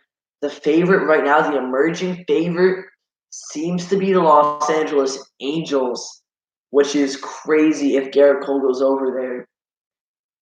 Altuve is going to pop one up, curveball. He gets under Asdrubal Cabrera there to make the catch, right? Yeah, there we go. He squeezes it.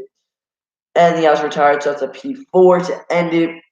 No runs, no hits for the Astros. In the bottom of the third, we go to see the Astros. Goodness, hold on. I can't speak. Okay. No runs on no hits for the Astros in the bottom of the third. Now we're going to flip things over. See the Nats hit here in the top of the fourth.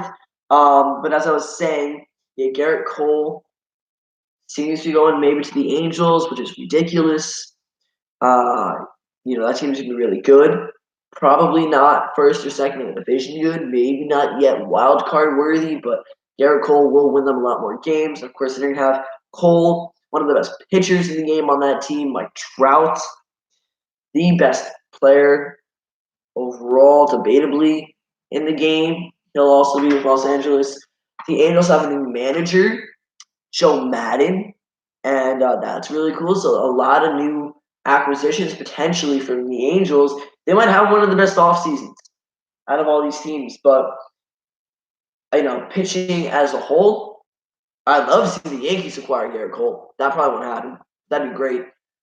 The Yankees need starting pitching. They could target Mad Bum. They could always go for trades. I think Mike Minor is a free agent. Zach Wheeler also, I believe, is done with his contract with the Mets. I don't know if he'll re-sign, but I wouldn't mind Wheeler with the other New York team and the Yankees. He did pretty good 2019 with the Mets, and I think if he has better run support, he definitely will win a couple more games, right? Because the Mets didn't always have their best off offensively this season, but they were close, and they almost made it to the wild card. I think next year definitely is going to be a great year for them. You get half Wheeler. All right, cool. Coming from a Mets fan, Matt, I'll take that. Yeah, Wheeler's good. So if we get Mad Bum, Zach Wheeler, we'll also have already, hopefully, Severino, Tanaka, Hack, Paxton, with whenever we figure that out. And need I mention Domingo Herman, which I'm not really happy with. I'm sure you guys all know what happened with Domingo Herman. I'm not going to get into it. If you guys don't, you guys can look it up. But I don't like that at all. Like, not a bit. I don't really want to see him with the Yankees again. I know he had a phenomenal 2019.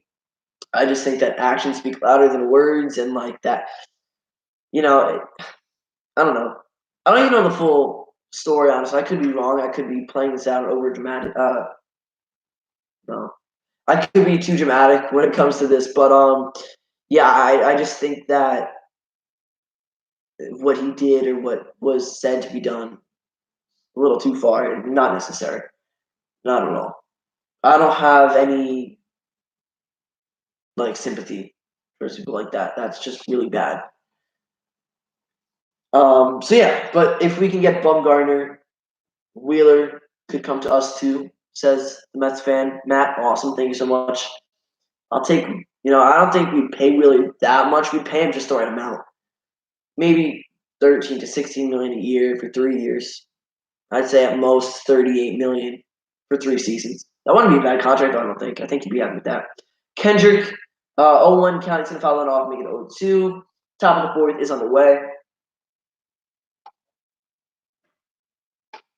And this game so far, Howie is 0-1. He popped to the second baseman back in the first. He came into tonight hitting 268 with 1 home run, 10 RBIs. He's the designated hitter in this evening's game. And that's outside for ball 1. 1 ball, 2 strikes. To the number 5 guy in the order. On deck is Joel Cabrera. He's 0-1 with a strikeout.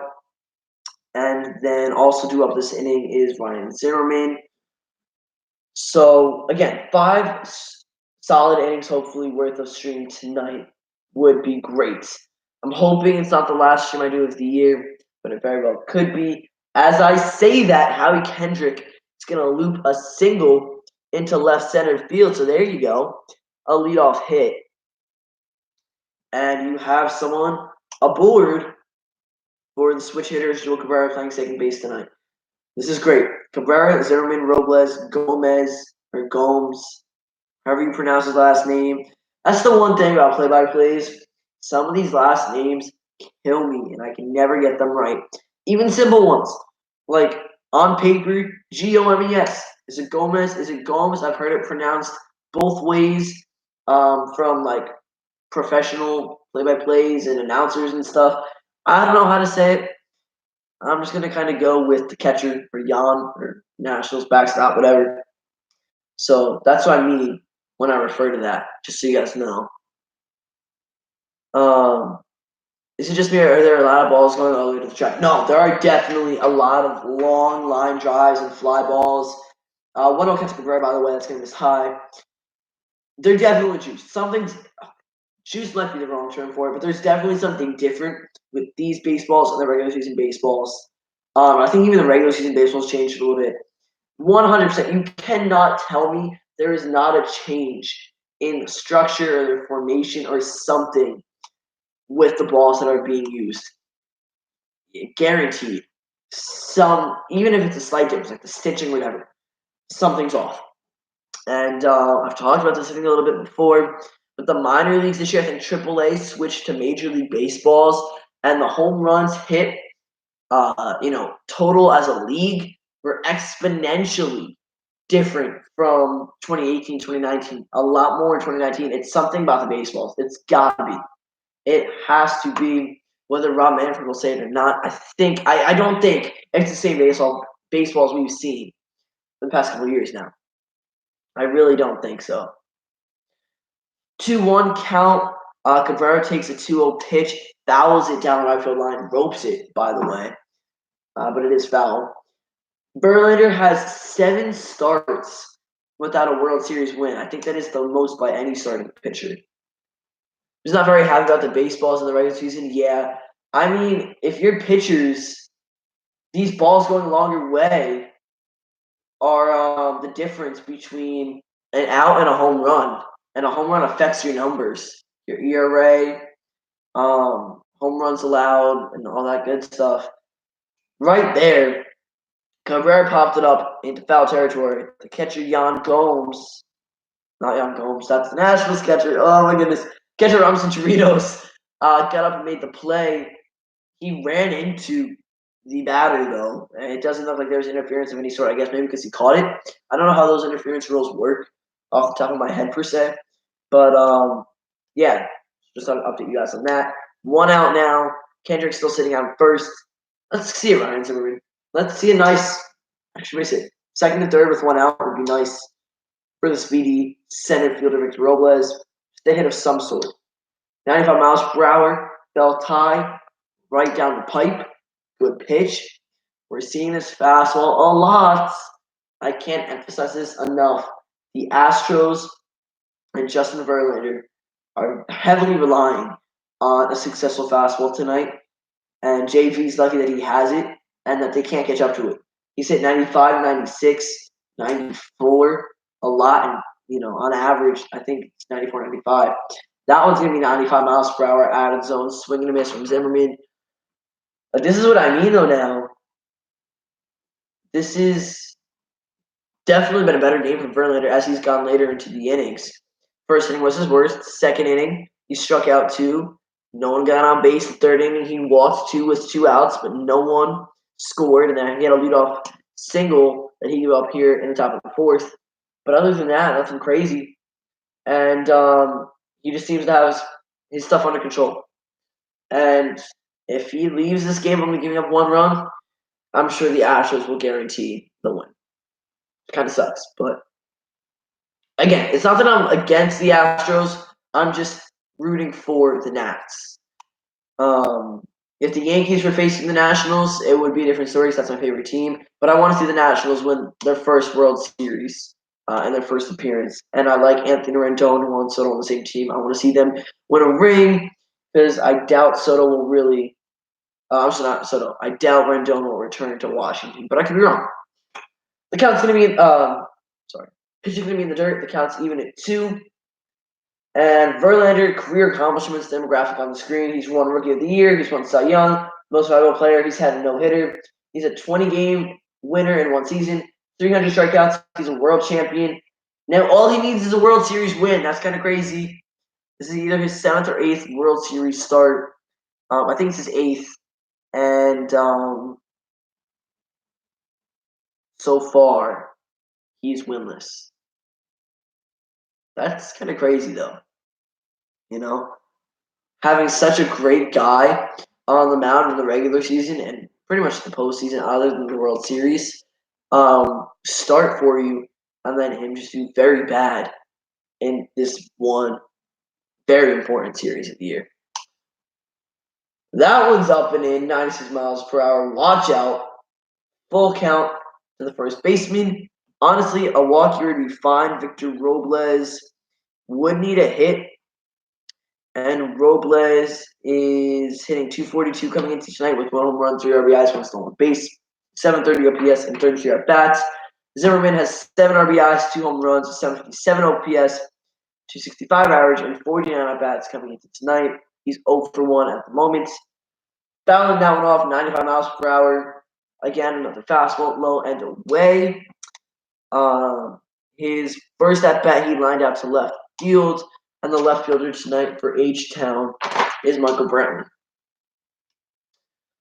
All right, Zimmerman, deep breath, looking to continue the at bat, get the upper hand, maybe walk out of here with a hit or a walk. That would be great. Full count, 70 pitches for Justin, and we are 3 1/3 innings in. So I don't know how long he's going to get into the game, how far he'll go. And that's a walk. Fastball's going to miss outside. Hey, I like that. I like that right there. You put a runner in scoring position. You put 2 guys on the bases. Victor Robles, his 1 home run this postseason, I believe, did come in the World Series. So his second of the World Series and second of the postseason for 2019 would be great right now, too, especially because it would give the Nationals a 2-run lead. So Kendrick's going to advance to second on the walk. Zimmerman will, of course, reach first, all with 1 out. This is 3 walks now within the past inning, and these are the only 3 walks that Justin Verlander has issued tonight, the only 3 free passes. Robles did strike out in the second inning. He's hitting 167 this World Series. Looked like a slider coming at 86 miles per hour, just about belt high. Good first strike, very good pitch. I think Robles might be waiting on the said fastball. I'm talking about very frequently this stream. I could be wrong. But following Robles, if the number 9 guy does come up, the Nationals backstop will have a big opportunity to drive in some runs. Again, assuming now that Robles doesn't go deep or have like a 2 RBI double. Big wave and a miss at an off-speed pitch, low zone. Counts 0-2. Robles just needs to put the ball in play. He needs to get it out of the infield. Anything to the outfield would be great. An out wouldn't do anything. Like a fly ball wouldn't really do anything unless it's dropped, I don't think. Unless it's like deep right field, he'd have to go all the way and extend down the opposite line. I don't think that's happening. Check swing. No, he did not. Come on, Blue. Says he went around. The 3rd strikeout tonight for the Astros starter. That's unfortunate. That could have gone either way.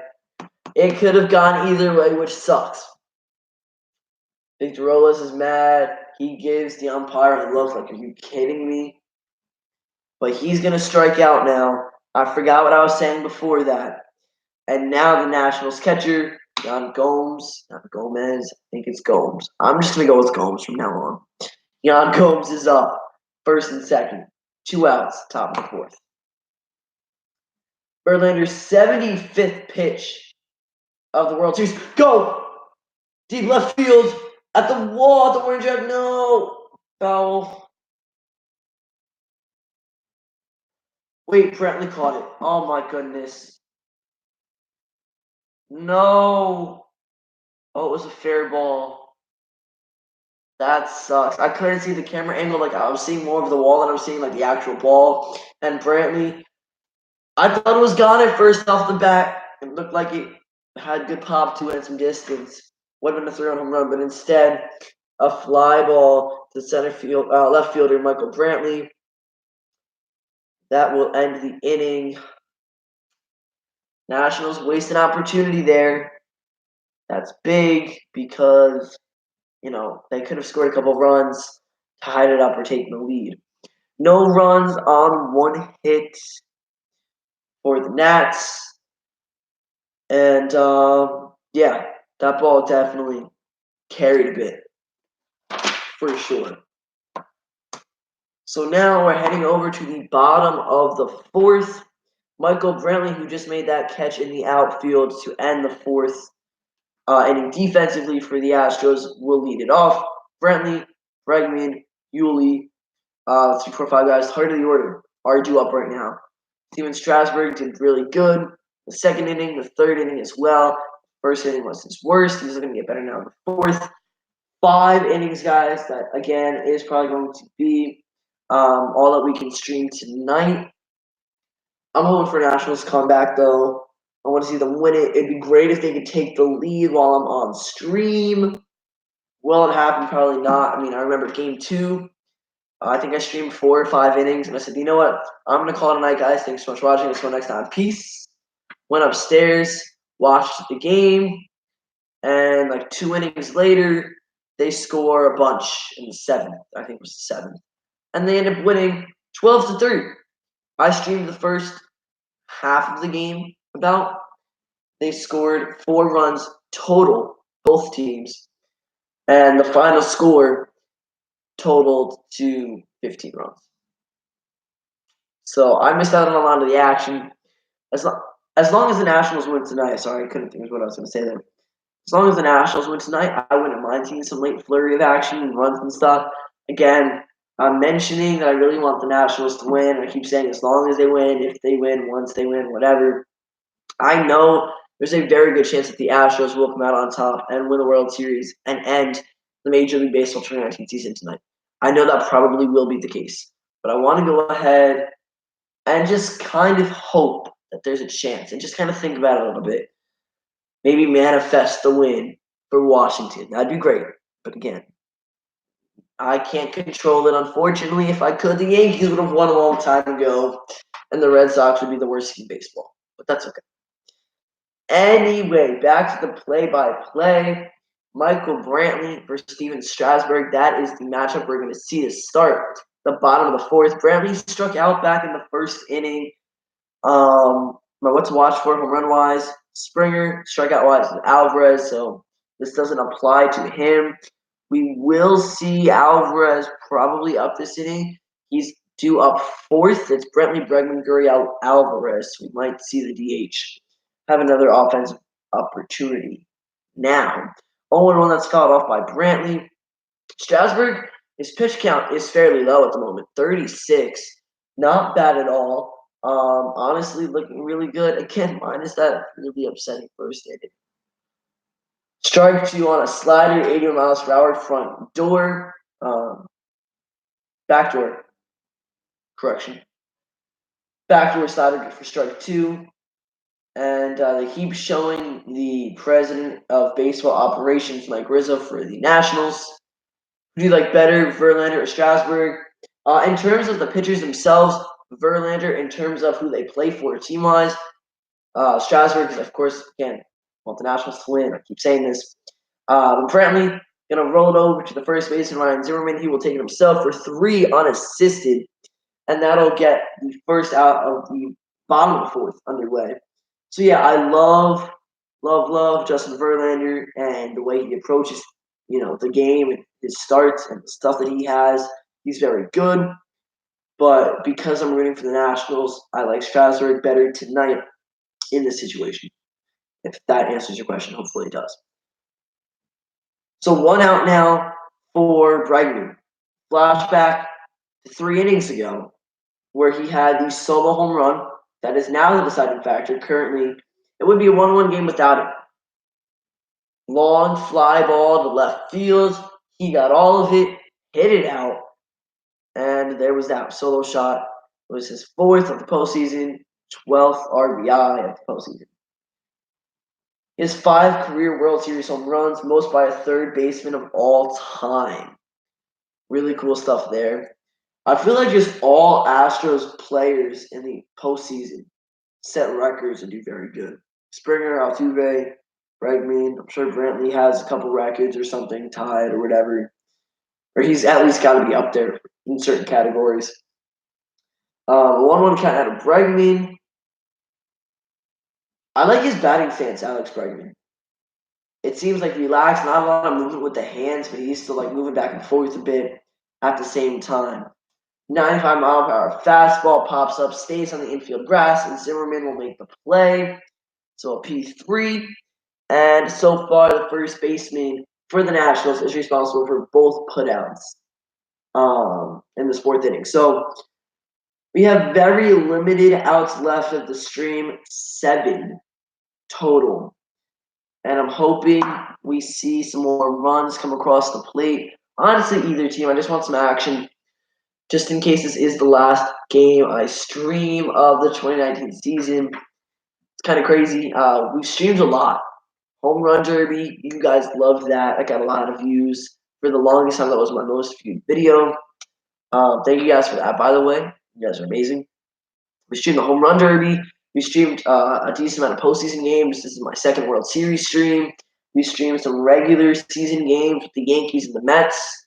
Next year, you're going to see just as much, if not even more streams, maybe with different teams as well, not just the Yankees and the Mets. I'm trying to see if I can get more games on TV and get some more channels for Major League Baseball. If that is the case, we will be streaming a lot.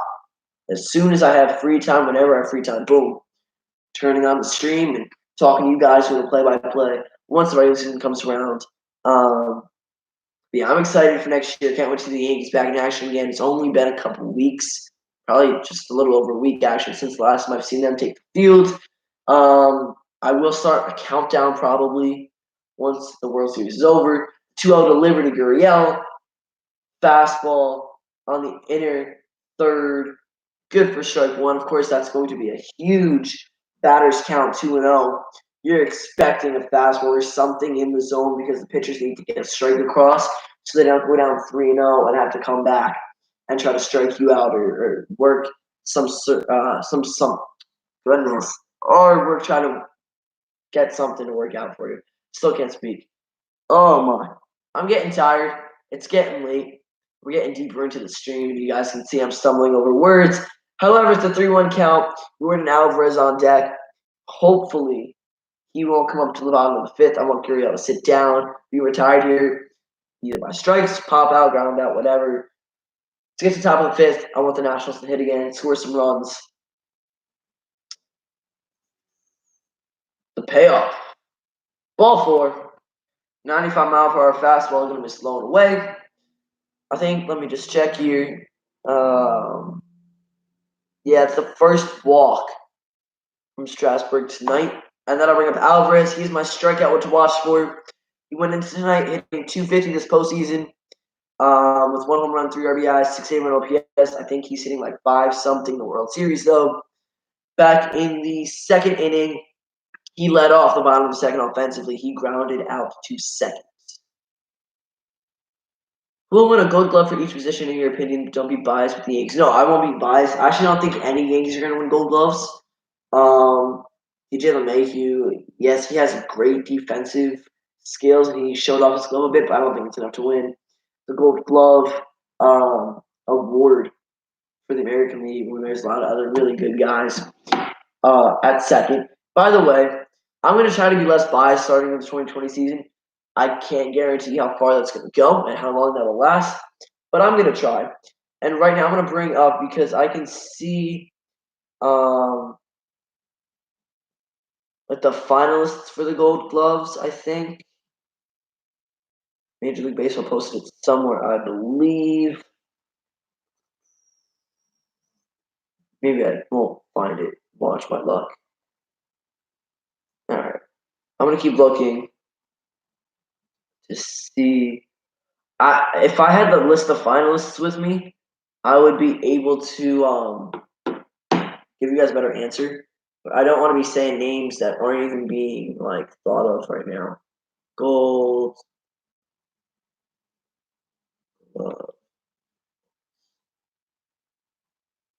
Let's see if I can search it here. Okay, Alvarez. While I'm searching and stuff, he's got himself into 3-0 counts with Strasburg. All of a sudden, seems to be struggling. He's at risk of working his second walk in 4 innings, but second walk of this inning. His first came up just now in the last at bat. I don't know if he's going to walk back to back. He's only got 49 pitches and honestly doesn't look that tired. In 4 innings, that's not terrible. But okay, here we go. I have the finalists. He walks Alvarez on 4 pitches. 2 outs, then 2 walks, and now Carlos Correa's up. Luckily, Correa is also 0 for 1 with a ground out. This one was to third.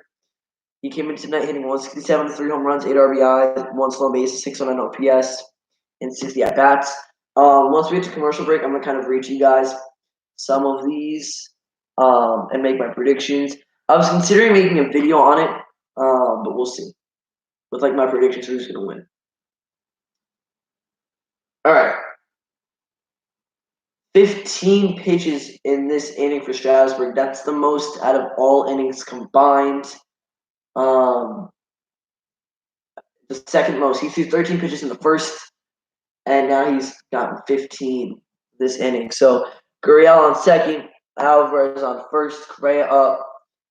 Ball 1 inside, 92-mile-per-hour fastball. This isn't looking good. All of a sudden, Steven Strasburg seems to be struggling. So maybe he'll be out after the 5th inning. Only 51 pitches, though. He's still got some gas in the tank, I think. Hopefully he can turn things around. Correa up now. Chirinos on deck. If needed, 2-0 count. He's missed. The last 6 pitches, at least the last 7 pitches he's thrown have all missed the zone. And not good. His first 4 starts of the postseason, he had 28 pitches. 28 innings, only gave up 2 walks. And then now in the 4th inning alone, in this game, he's given up 2 walks. So something's going on. I don't know if it's like the nerves or if he's tired, whatever. But definitely something different with Strasburg tonight. There we go. Looking to get himself back into the count here. Big fastball, 93 miles an hour, up and in. 2-1 count now to Correa. Strasburg looking to get him to strike out. Double play is not necessary. There are already 2 outs this inning. He just needs to retire Correa, and then his team will hit again in top 5th.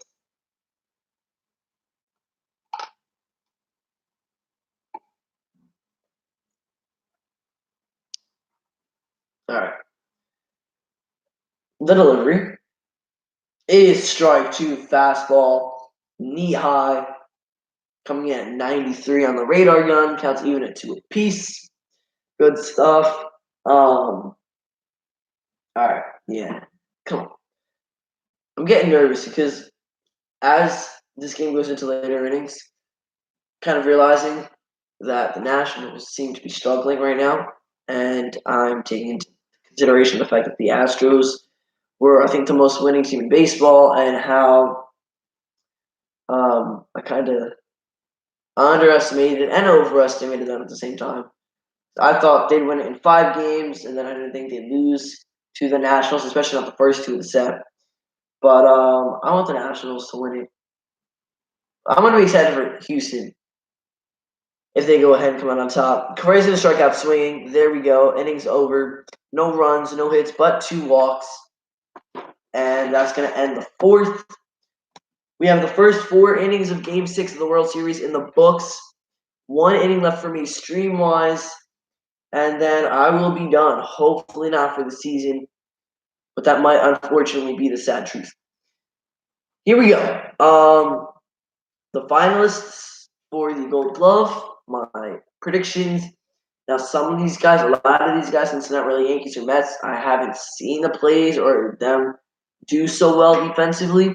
So I can't really make a decision. I'm just going to kind of base off names. For the American League, Jose Barrios, Mike Leake, Lucas Giolito. None of these guys have won a Gold Glove before, I don't think. So whoever wins it will be the first, or it will be their first award. I'm gonna go. I'm just pick someone at random here, I guess. Giolito did very good, but Barrios was he rocked the mound a bit with the Twins. Let's go, Jose Barrios. Catcher for the AL, Danny Jansen, Christian Vasquez, Roberto Perez. I think Jansen's pretty good. Is he good enough to win it? I don't know. We'll say Danny Jansen. First base, Yuli Gurriel, Matt Olson, Justin Smoke. Gurriel's good, or Gurriel, sorry. He's actually playing in this game. We're calling him some of his plays and everything, his at-bats. Again, if I had like clips of what these guys did defensively, I'd be able to put a lot more knowledge into this and effort into these predictions. I'm just kind of picking guys at random here, and I have a 33% chance of being right. We'll go Olson. Second base, I think it's going to be Jose Altuve. The finalists are Altuve, LeMahieu, and Yolmer Sanchez. Yolmer Sanchez, I think I've only heard that name like once or twice before. He's apparently the second baseman for the White Sox. Apologies. I didn't know that. Third base, Bregman, Fletcher, Chapman of the Astros, Angels, and A's.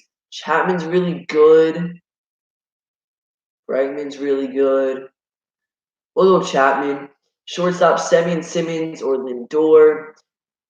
Semien, I think, flashed the leather a bit this year. But Simmons has won some in the past, I believe. Let's see. 3 or 4 goals. I think 4 for Simmons. We'll go Semien just for the heck of it. Left field in the AL, Grossman, Gordon, Benintendi. We'll go Benintendi. Center field, it's going to be Trout. Right field, probably Mookie Betts. Then we're going to go to the National League now. The first pitch to Trey Turner. Hold on. Let me call this half inning here. I'll go back to the National League with my predictions for the Gold Glove. But I want to call this because this might be the last inning I call for a little while in terms of play-by-play. So Trey Turner, big fastball, 0-1. He's going to put that one in play. Oh, get down ball. Dang it, Yuli Gurriel in foul territory to chase it down. Get the play and retire. Sorry, get the ball, retire Trey Turner. Come on. I'm a little sad. Let's go. Adam Eaton. At least I will see Anthony Rendon one more time, guaranteed. Eaton's up now. He's 0 for 0 with a sack bunt and a walk. Rendon's on deck. He is 1 for 1 with an RBI single and a walk. Then Soto, if he comes up, he's 0 for 2. That means someone will be on base for him, or someone would have already scored, which would be awesome. Either way, first pitch to Eaton, 86 miles per hour, strike 1. He's hitting 316 in the World Series with 1 home run and 3 RBIs. I went to watch for guys we might see. Turner, I said, would strike out. He popped up in foul territory. That's not the case. Eaton, stay fair. Adam Eaton, let's go, baby. Let's go. Adam Eaton, solo home run. This game is tied. Yes. Woo! Adam Eaton, solo home run. It's tied 2-2 in the 5th inning. That's exciting. I'm happy. Let's go. Woo! Justin Verlander might have another game under his belt where he doesn't get a win in the World Series.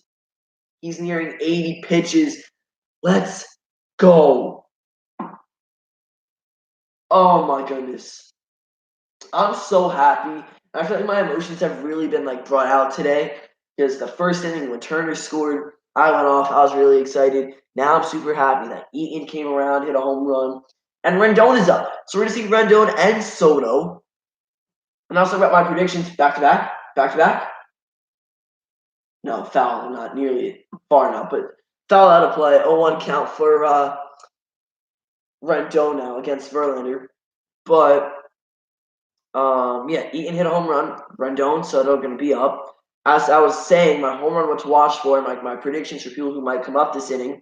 Soto could come up and hit a home run, or he actually is guaranteed an at bat this inning, so he might go deep. That'd be great. If I made my home run watch for Eaton, I would have been right by now, but that's okay. It's fine. Rendon going to pop it up foul territory. Chirinos, the catcher can't get there. It's way out of play anyway. 0-2 count out to the upcoming free agent third baseman. And then struck out Trey Turner. He popped out in foul territory, so really nothing there. Guys, some of you guys just joined the stream. You guys missed it. I was super happy. Adam Eaton, solo home run here in the 5th inning, tied this game up at 2 runs per team. And now with 1 out and an 0-2 count to Rendon, he's looking to get someone on base for Juan Soto, who's up next, or just a home run of his own. That one's going to be 1-2, buried in the dirt. Looks like a changeup coming in at 89 miles an hour. Rendon, Soto, Kendrick, if necessary. Again, Soto, 21 years old, 4 home runs, 12 RBIs, 1 stolen base, and a 905 OPS. Rendon coming into tonight, 308 average, 1 home run, 9 RBIs, 881 OPS. But with tonight, he's hitting around the 300 area with 10 RBIs. That's a fly ball to right field. Josh Reddick will make the play. Okay. 1 out left offensively for the Nationals. And I will be done with the stream once the Astros are done hitting. Honestly, just for the heck of it, and because of like superstition, I would be fine leaving this game at a score of 2-2. Back in game 2, when I streamed and Steven Strasburg and Verlander were on the mound, and I left it 2-2, the Nationals scored a total of like 12, 13 runs. They won the game, and it was all good. If the Nationals can win again tonight, if that's the same way, I'd be happy, and I'd be able to stream tomorrow, and we'd have a shot at seeing the Nationals being world champions for the first time ever. First pitch to Soto was a ball. I didn't get to see if he was in the Soto shuffle or not. It's upsetting. Oh, ball 2. 95 mile per hour fastball up and away. It was very slight. He kind of leaned in, looked at Verlander, didn't give him much of like a crazy stare, and looked away. I think he knows how important this game is and how respected Justin Verlander is and how good he is, so he's not really trying to do anything crazy here. The 2-0 delivery to Soto. Fastball, 95 miles per hour, popped up, foul, out of play. 2-1. All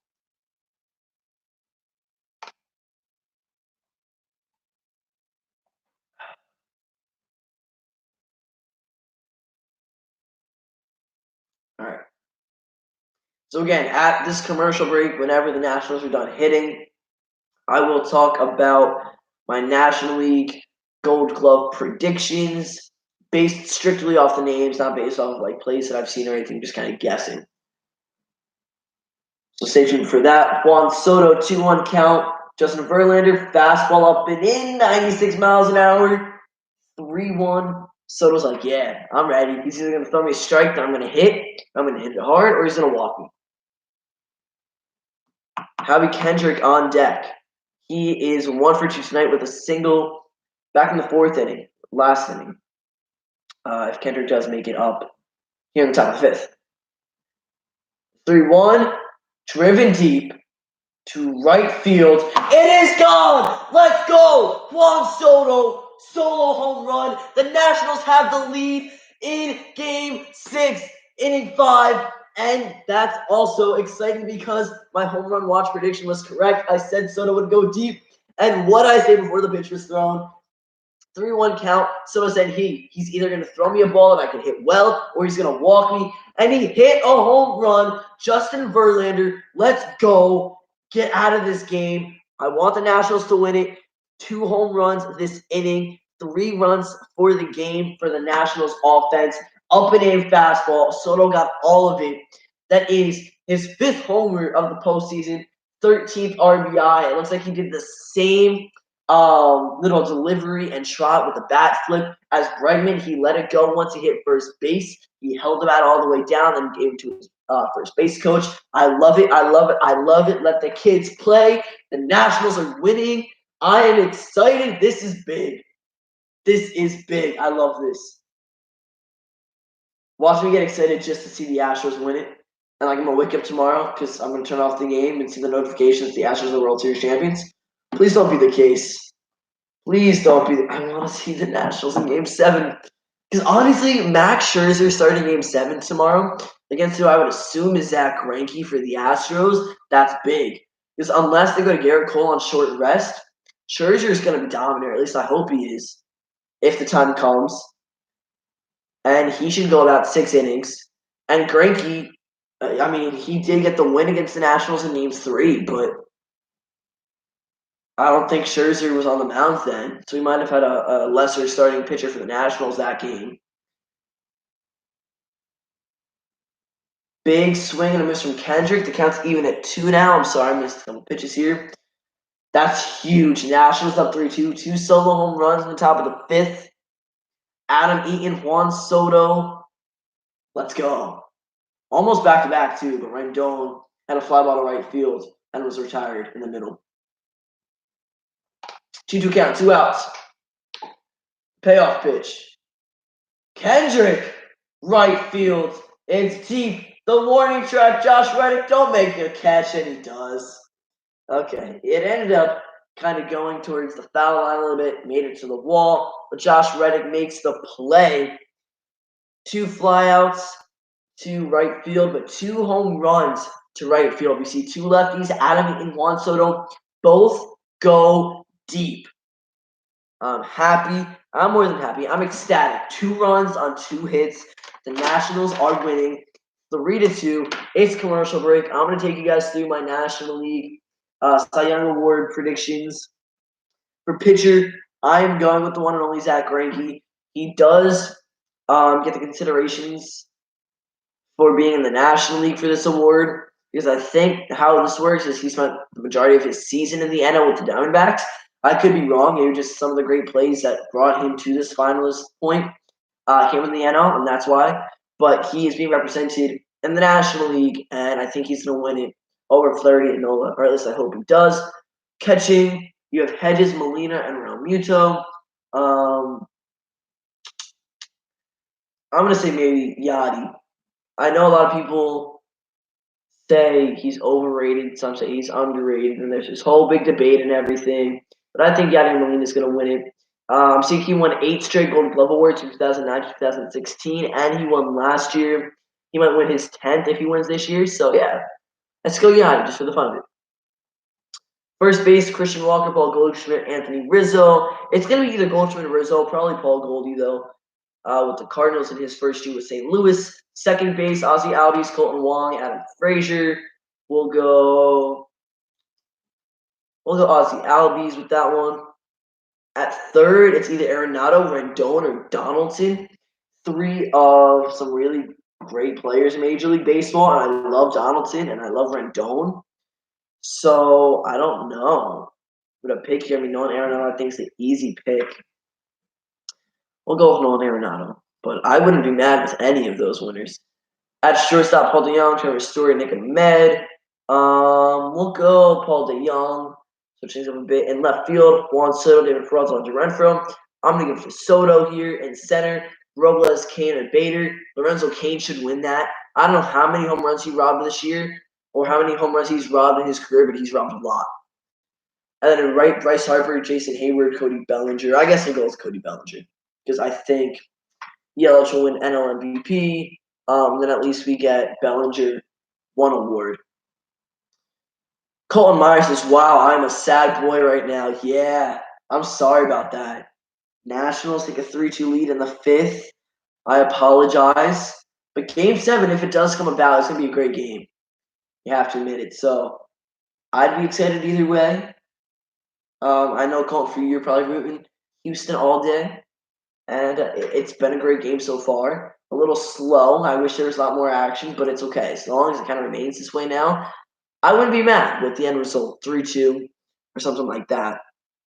I'm sure a lot more runs will score, though. I don't think the offenses are done yet. Bottom of the 5th inning, the last 3 outs, I will be streaming.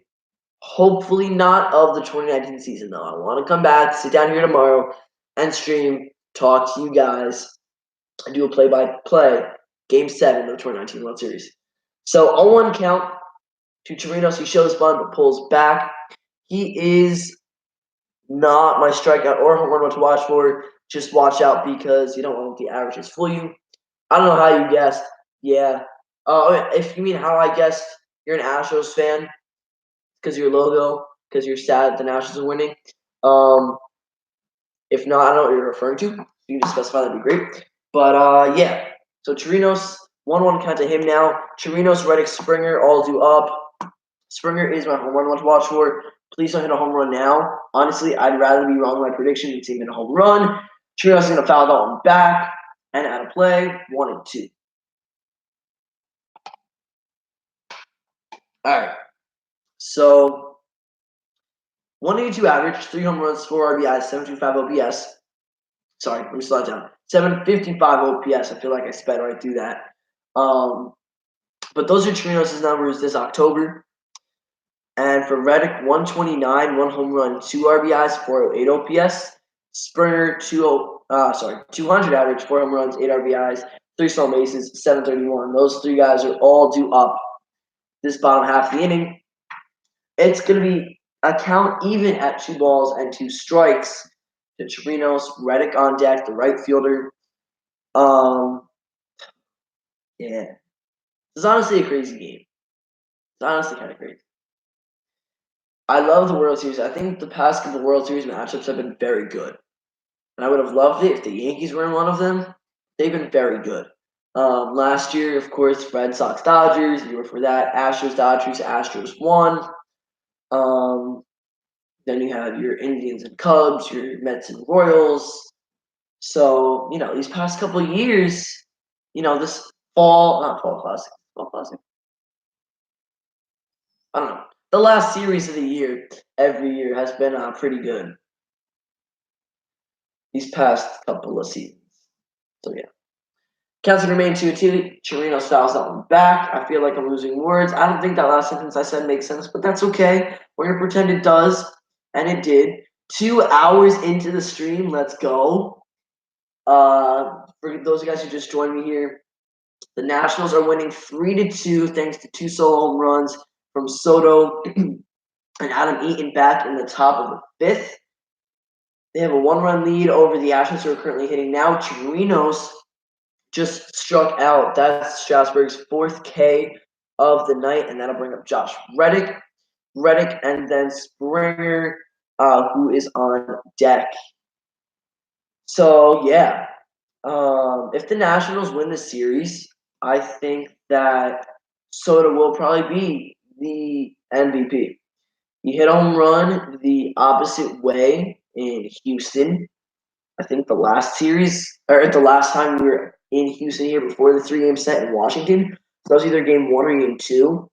I want to say it was game 1, I think, because I don't think I'm streaming for that. I could be wrong. Unless it was later into game 2. The first pitch to Reddick is fouled off, so the count is 0-1. And, Verlander, is he out of the game now? He very well could be.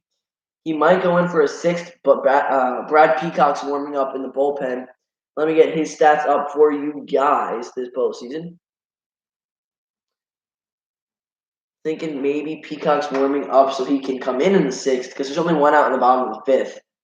So we might see a new arm come in for the Astros. Reddick shows bunt, pulls back as it's an 87-mile-per-hour changeup, low and away. Peacock's postseason stats in 2019: 0 wins, 0 losses. 2.08 ERA, 4 games. He's 4.1 innings pitched, 5 strikeouts, 1.38 WHIP.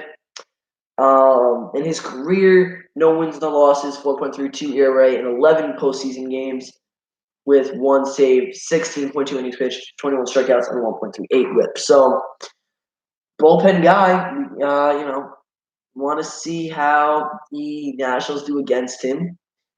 I would love to see them beat up a little bit more on some pen arms, especially against the Astros.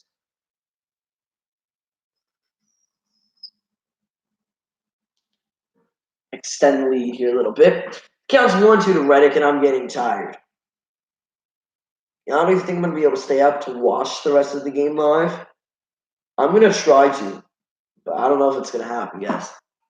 I don't know if it's gonna happen. Reddick, 1-2. The delivery from Strasburg, lined and looped into the left field. The shift cannot get to the ball. Reddick's got himself his first hit of the night.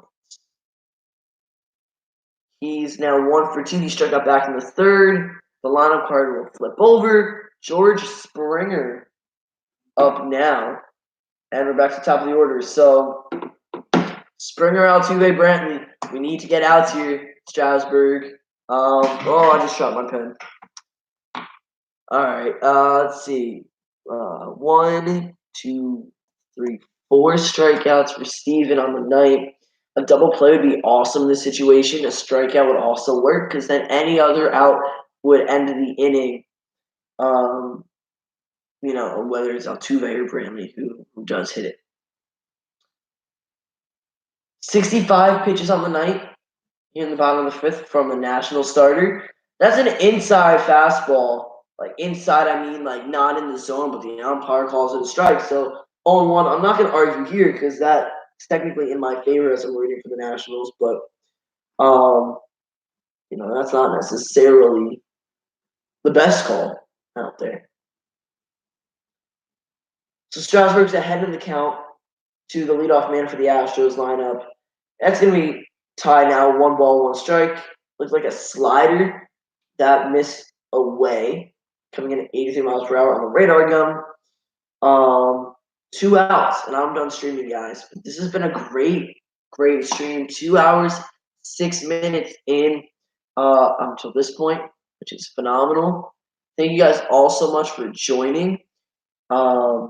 We had a lot of conversations and stuff going on, some questions and some predictions and everything. Another inside fastball. Now I'm going to get a little mad, though, because Springer can't do anything about that, and that just really is a bad call. That's just a bad call from the umpire. Okay.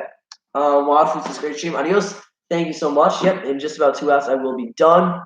But yeah, thank you to everyone who joined in at some point. If you guys are watching me for the first time, please don't forget to hit that red subscribe button.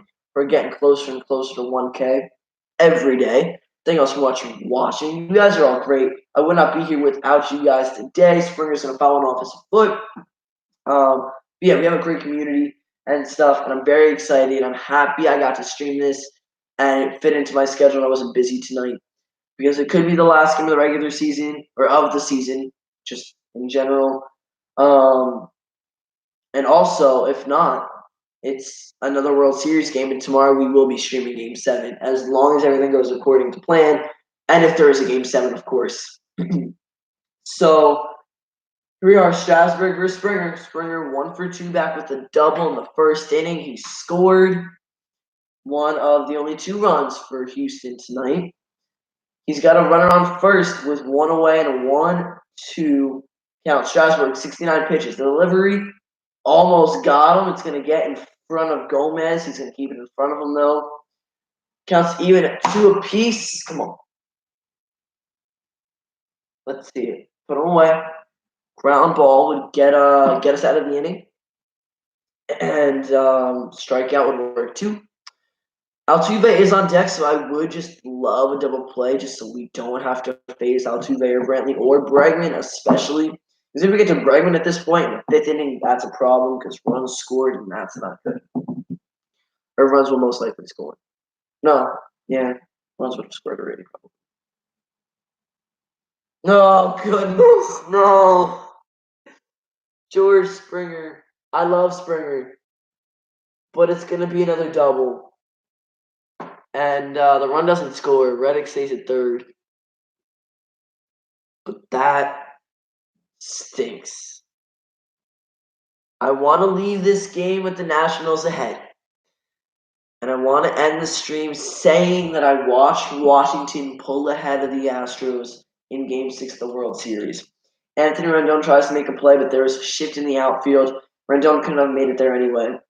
Again, George Springer, I love the guy. I think he's an amazing player on and off the field. Just because I'm rooting for the Curly W's, it's hard for me to be happy about that. And it looks like Reddick might have tried to go home, but like he tripped or something, rounding third. Colton Myers, you're happy. I'm happy for you. But for me, this is rough. And I'm surprised that they're not intentionally walking Jose Altuve. He had the sac fly back in the first inning, which scored Springer. Another sac fly would score the tying run. I guess you don't want to face Brantley with bases loaded and 1 out, but at the same time, I wouldn't want to face Altuve with 1 out, runners on second and third. Counts 0-1, fastball up and in, he swings and misses. There's still a slight shift. This is what I don't get. Colt, when you asked before, back in like the first or second inning, what I thought about shifts. I don't get shifts when there's runners in scoring position and less than 2 outs. Because right now, Zimmerman is a couple of feet off the bag more than he usually would be. So if Altuve really could, which I know he can and he's capable of, just put it on the first base line, probably score both runs, get a double out of it. They have the lead. Doesn't make sense to me why they do the shift in that situation. They would have the bases loaded for our best hitter. Yeah, I really like Brantley too. The Astros have some great talent, and Corbin is warming up in the bullpen. So we're not going to see any other Joe Schmo from the Nationals bullpen. It's going to be a starter, as it should be. Because Corbin's good. And, you want to try to preserve the lead here and maintain the lead, especially if you're trying to get Max Scherzer to start tomorrow. So, second and third, 0-2 count to Altuve. Either way, though, you're in trouble because you get Altuve out. You don't want to face Brantley. I mean, hopefully you get a pop fly or something. But you can't intentionally walk him to load the bases for Bregman because that's bad because we've already seen Bregman hit a grand slam in the series. We saw him hit a solo home run back in the first. This is just really crazy. Oh, foul tip from Altuve. Nope, supposedly swing and miss from Altuve. I thought he made contact, but he didn't. It gets away from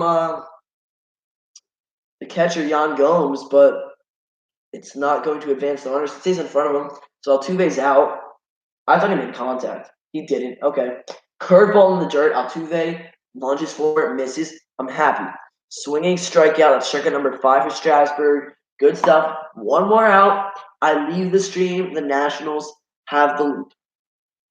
And hopefully, unless you're Colton Myers, you want the Astros to win it. And not just him. A lot of Astros fans. But, yeah. Colton, I'm glad you're able to make the stream and stuff tonight. Loved having you in here and having everyone here. You guys are all amazing. I thank you all so much. I have so much support and respect for each and every one of you guys. You are all amazing. Everyone who has been on the channel, for however long you have been on the channel, you guys are phenomenal. I wouldn't be here without you guys. I'm very appreciative of you guys. And you're all amazing. You're all amazing. The 1-0 count to Brantley. First base is open, and that is all.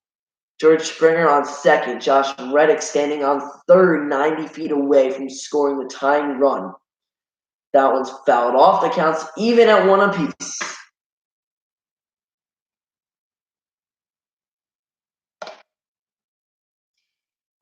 Bottom of the 5th. 3-2 game. The Nationals are up by 1. 2 outs, 1-1 count. Tade Vargas has subscribed. Welcome to the community, Tade. Thank you so much for your support and for clicking that sub button. We are getting closer and closer to 1K. I cannot wait to hit that milestone. Thank you so much. I appreciate that. I appreciate everyone in here. Once again, I can't say it enough. But yeah, if you guys haven't hit the sub button yet, please go ahead and consider doing so. The shift. Hey, it worked. Trey Turner was on the opposite side of second base. He was playing like a second baseman position-wise. A ground ball. It was a one-hopper. He's on his knees. Gets it in his glove. Makes the throw over to first baseman Ryan Zimmerman. And that will end the inning. And that will also, unfortunately, end my stream for tonight, guys. Thank you all so much for watching. Game 6 live coverage of the 2019 World Series today. It's October 29th, 2019. The Nationals are up 3-2 as I leave you guys. Thank you so much for watching. I'll see you all next time. Peace.